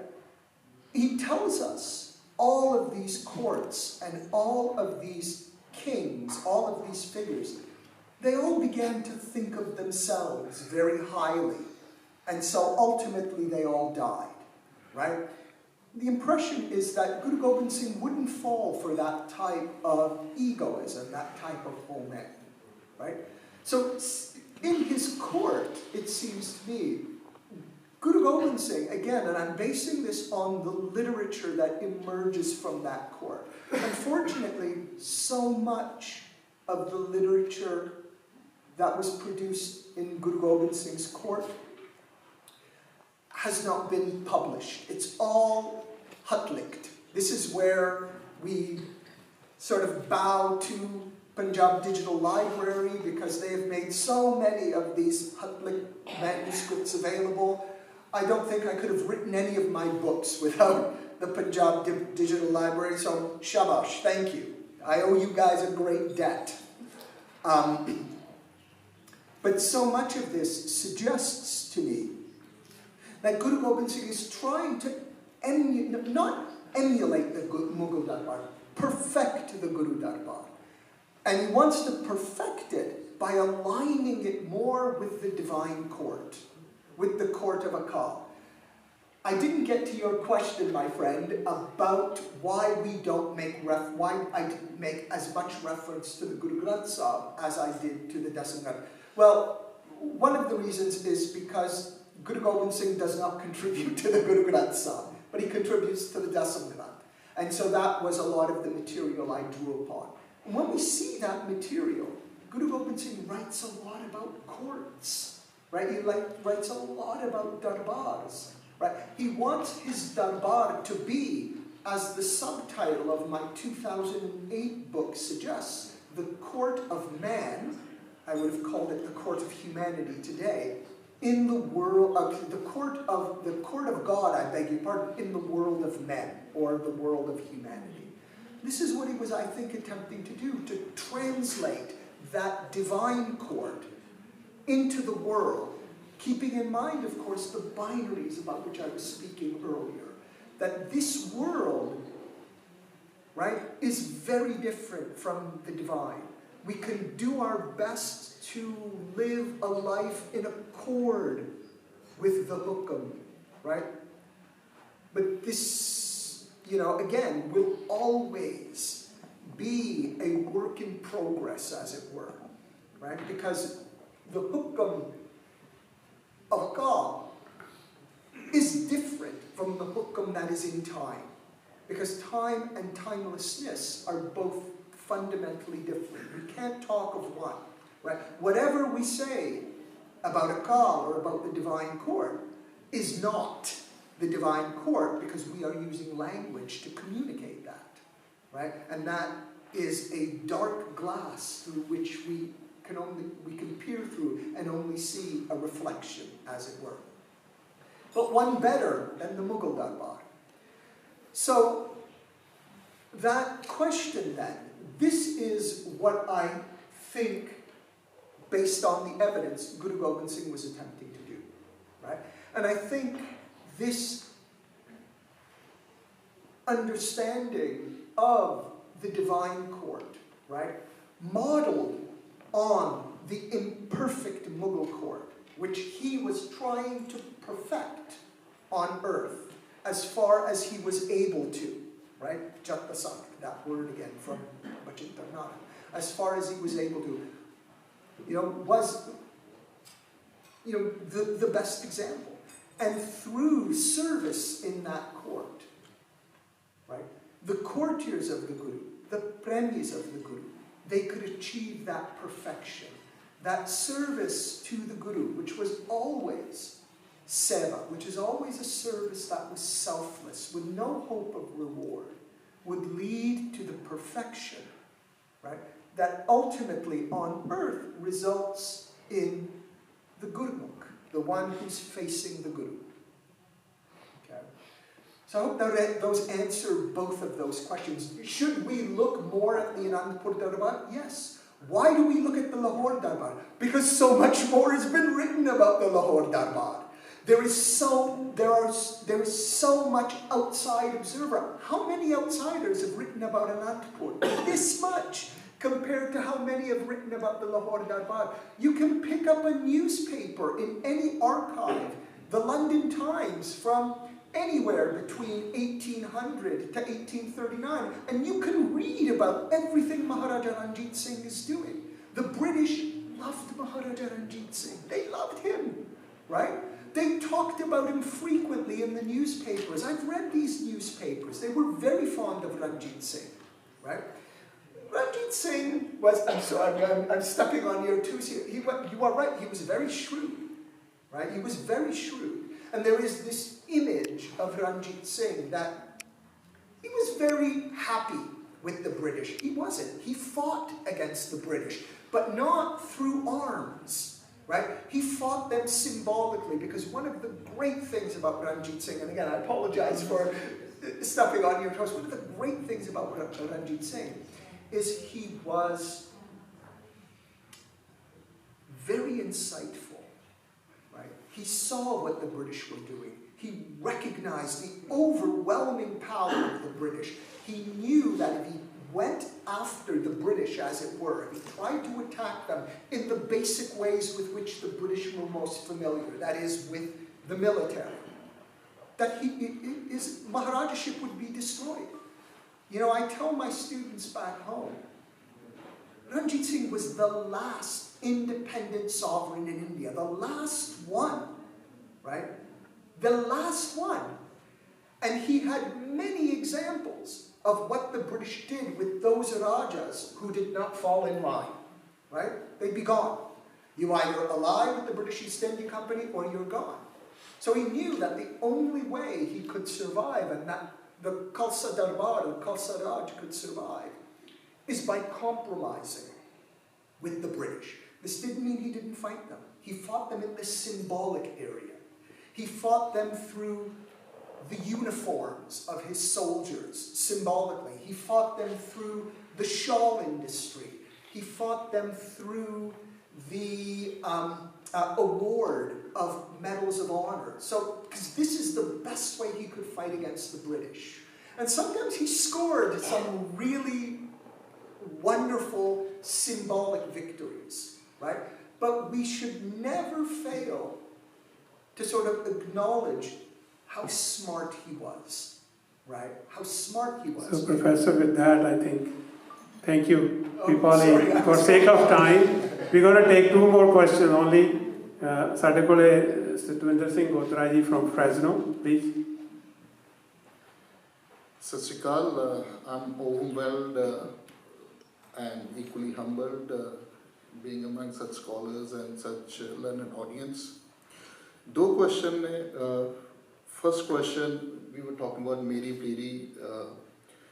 political power. Then, of course, that time a power was sword, which, Shri Har Gobind Sahib and Guru Gobind Singh Sahib gave equal importance and took that into Sikhism.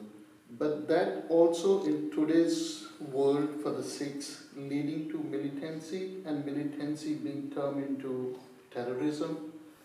How would we interpret it, and where do we go from here? That's one question. Second is Darshan Granth, we talked and things, but there is it's a Pandora box, which Sikh scholars like to keep it covered because of a couple of things. One of them is the eroticism in there, which doesn't align in any way with Guru Gobind Singh's personality. So is it coming, answering you as a non-Sikh, we don't want to believe it, but as a non-Sikh or as a scholar, do you find that authentic, or it could be some manipulation after his death to malign what he had accomplished as a Panth? You want me to answer? It's for you, and I think the first question is very relevant to the today's presentation. Second thing is very controversial. There are plenty of information on YouTube. That needs probably a half an hour just to answer that. But I'll leave it to the scholars. Sure. No, I appreciate that. But we are not discussing Dasam Granth here. We're just discussing Guru Gobind Singh Miri Piri. But I'll leave it to the scholars to their discretion to answer it. For sake of time, we want to wrap it up. So please go ahead. Well, you certainly don't make life easy for me, do you? It's for everybody. No, it's okay. I don't mind. I get that question quite a lot. And given the extent of time, we can talk afterwards. Okay. But in terms of Miri Piri,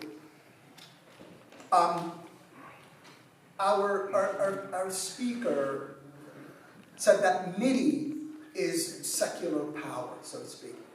Miri means so much more than that.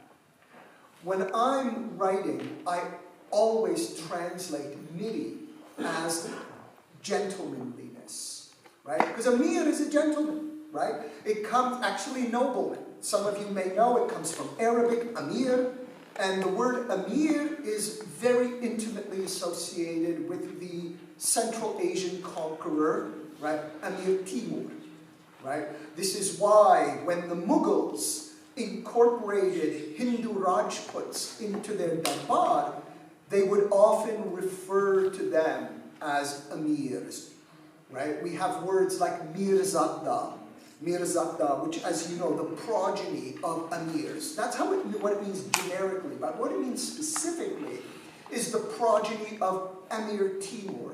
Now, Amir Timur died in 1405, as many of you know, but he was the archetype of the Mughals, right? When Babur writes his Babur-Nameh, he's constantly referring to this relationship with Amir Timur, of whom he, I think, is the 7th descent generation. Right? So Miri means, my first answer would be Miri means much more than secular power. Right? We tend to understand it this way, but I think when the term first started to emerge, that's not solely how it was understood in the early 18th century. It was understood much more broadly. It's just like, how we in Punjabi, we translate Rajniti as politics. It means so much more than politics. Rajniti is etiquette, it's behavior, it's comportment, it's the way you act. Right? Association with the talwar, that is, I want to have that. Oh, that's okay, sure. To be a gentleman, right, you had to know lots of things. Of course, you had to know how to use the talwar. You had to know poetry, right? Beautiful poetry. You could not even show your face if you were not familiar with the poems of Hafez or Rumi or Saadi or Nizami, right? And constantly when you even read the letters of any of these mirs in the Mughal Darbar, constantly they are peppering their letters with couplets, with baits, from various Persian poets, right? And they're covering their poems because this makes them look good. It underscores them as mirs. So it means much more than political power.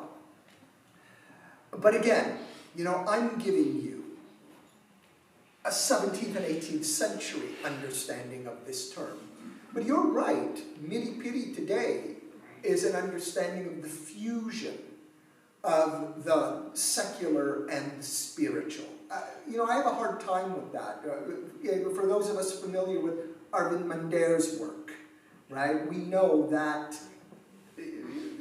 there's a lot of space between these.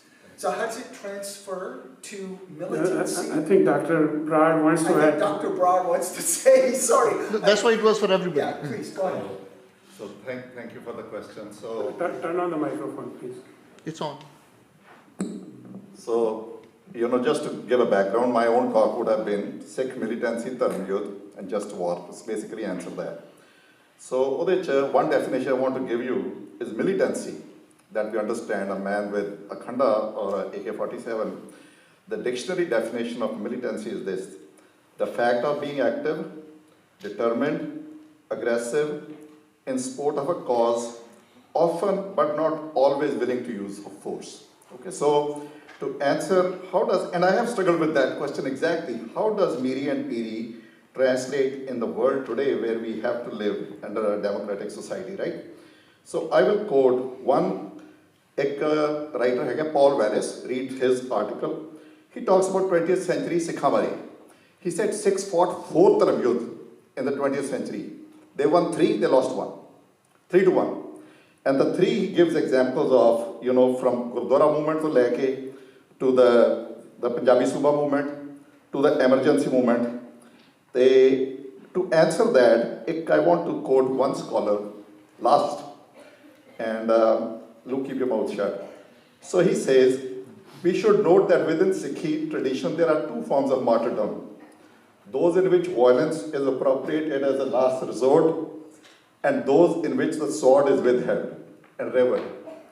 And the scholar who wrote that is this guy. So answer that, just to summarize.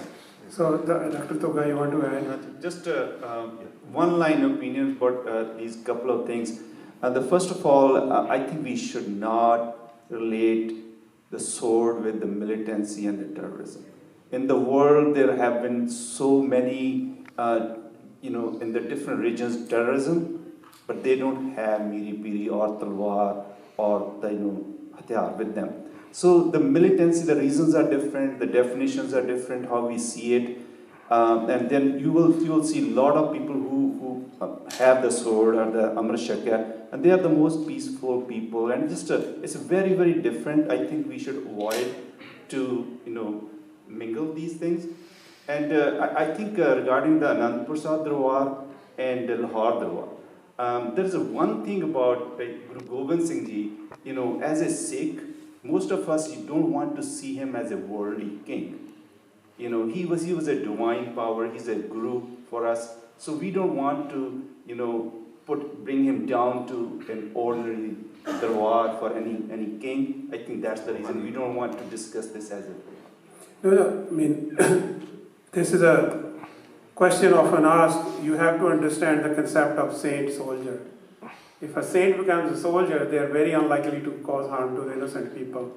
And if you just have a soldier without any moral background, they are more likely. So Guru wanted Sikhs to be saints first, and then soldier as a last option. My question was in a context, So I think, use the word I think they answered.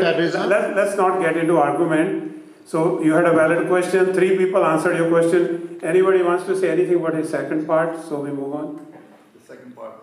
There are certain parts in the Samgranth which are, from his perspective, some people have concerns. I'll stick my neck out, and that's stupid because I teach students here, and I have some very smart students, and they ask me this question all the time about the Samgranth. So Guru Gobind Singh was very clear. There's only one Guru. Guru is Guru Granth Sahib. That is the Guru. Everything else, whether he did it as a homework, whether somebody in his court composed something, whether he allowed something, because a lot of that is literature. And that to me is Sikh product of Sikh minds at the time, whether it was the Guru or his products, how they interpreted that. But that is not sacred. And the man who said that was my Guru, Dasmi Pasha. So I leave it at that. So Guru Gobind Singh Ji told all the Sikhs, Guru Manyo Granth. So आज जड़ा दिन भी ऐसी युवा city च मना रहे हैं. Lot of people have confusion that we are celebrating Diwali. Some people think we are celebrating Guru Nanak's birthday. The day we celebrate in Yuba City every year for last 45 is Guru Gaddi Divas. This is a day when Guru Gobind Singh, before leaving his body, he declared or ordered all the Sikhs, Sab Sikhon ko hukum hai, Guru Manyo Granth. So other literature is very important, we respect that too, but Guru is only one. That's Guru Granth Sahib. I think this is what you explained. Thank you. So any other question? Otherwise, I have few announcements. We still have food and some tea in the back. Please, if you want to see the museum, we will offer a tour at 2 p.m. Museum is only half-mile from here. And you came all the way, Fresno, Texas. Please, don't leave this hall without buying one of these paintings. And Gurpreet, you want to say some closing remarks? While Gurpreet is coming, I want to thank some of the friends, Dr. Kumman, Dr. Narendra Singh, Parampal Singh, and Hitpal Singh for arranging the food, for doing the technical part. Sorry, we had issues with our slide projector, so that's why Dr. Brad decided to do this presentation another time. If anyone have any suggestions, concerns, please let us know. punjabiamerican@gmail.com. These books are available if you want to buy this book on Japji Sahib, the other book on Banda Bahadur, and we have a book we published last year for the history of Punjabi migrants to this area. It goes back to 130, 140 years history. Please, those books are available at $40. And these books are also available for sale. And before I ask Pandit Gurpreet to say the final word, all of us say, I don't have any words to thank you. I know you had other options. Today there's a lot happening at Gurdwara Sahib, but you decided to join the Langar of Knowledge. Thank you very much. And we ask for any forgiveness on our end. I know many people want to have a more discussion. You can talk to the scholars after the event. And our purpose is not to cut down from asking your intelligent questions, just for sake of time. So ਸਮੇਂ ਦੇ ਨਾਲ ਸਾਨੂੰ ਇਹ programme ਖਤਮ ਕਰਨ ਦੀ ਸਾਡੀ ਜਿਹੜੀ ਕੋਸ਼ਿਸ਼ ਆ ਉਹਨੂੰ ਤੁਸੀਂ ਸਾਡੇ ਕੰਨੀ ਤੋਂ ਹੱਥ ਜੋੜ ਕੇ ਉਸ ਚੀਜ਼ ਨੂੰ ਐਕਸੈਪਟ ਕਰਨਾ. Thanks to Punjabi Virsa for here. Thanks to Chaddi Kala.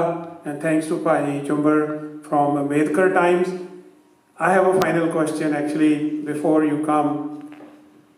This issue, I think Gurus wanted to create a caste-less society, but we have not practically become a caste-less society. Where is the fault line?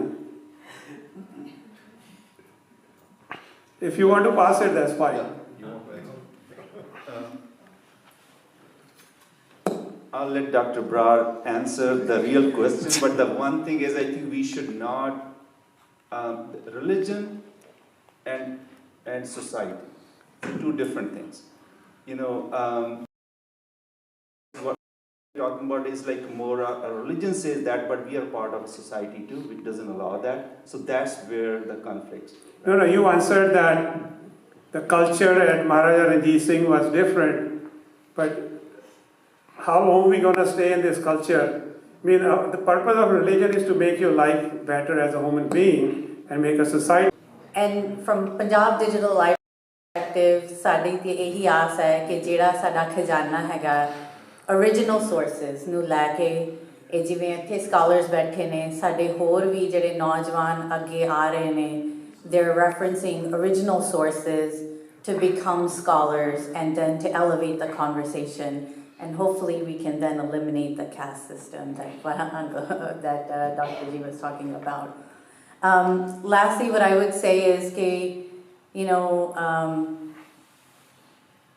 koi hor sanstha nahi hegi that is digitizing to preserve our heritage.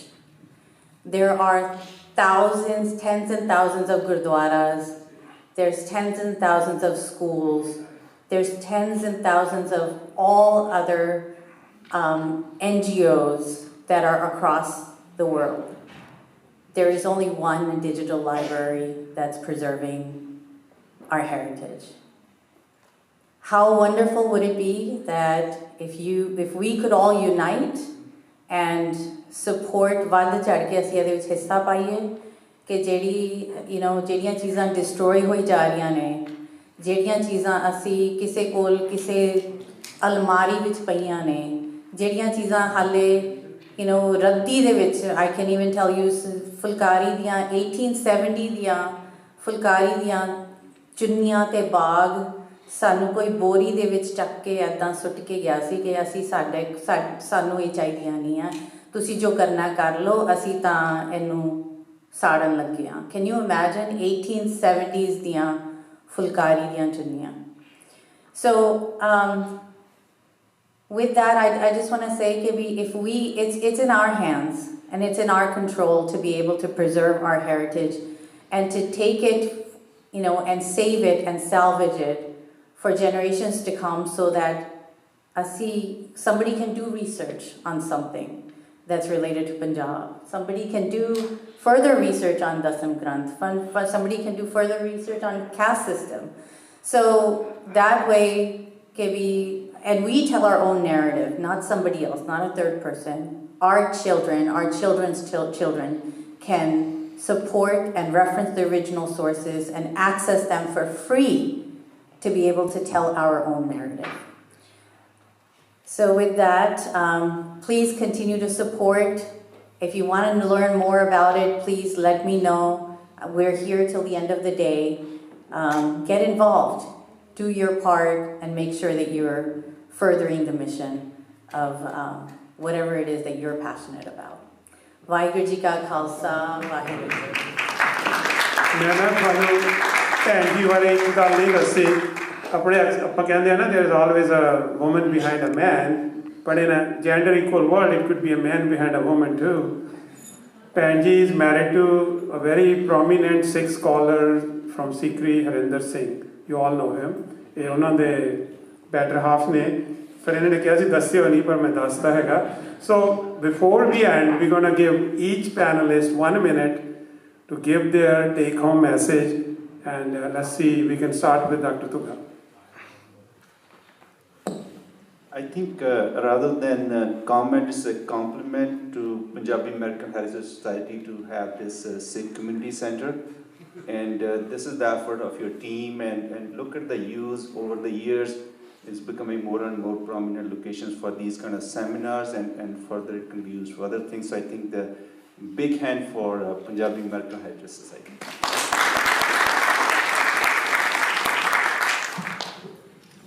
Thank you, and this is just it was very graceful of you to spend your time over here. Digital library, I'm also very indebted to the digital library because I've used a lot of their manuscripts for my own research. I could not have written down anything for that. So these are the kind of efforts we need to do. Please give your comments. What else would you like to see us do in the future? The goal is, Dr. Tuga desi gal karde paye si, maybe in the future, get scholars come here and do a roundtable conference where it's more interactive, more people can have their input, and we have a more focused topic on it. So thank you very much for being here.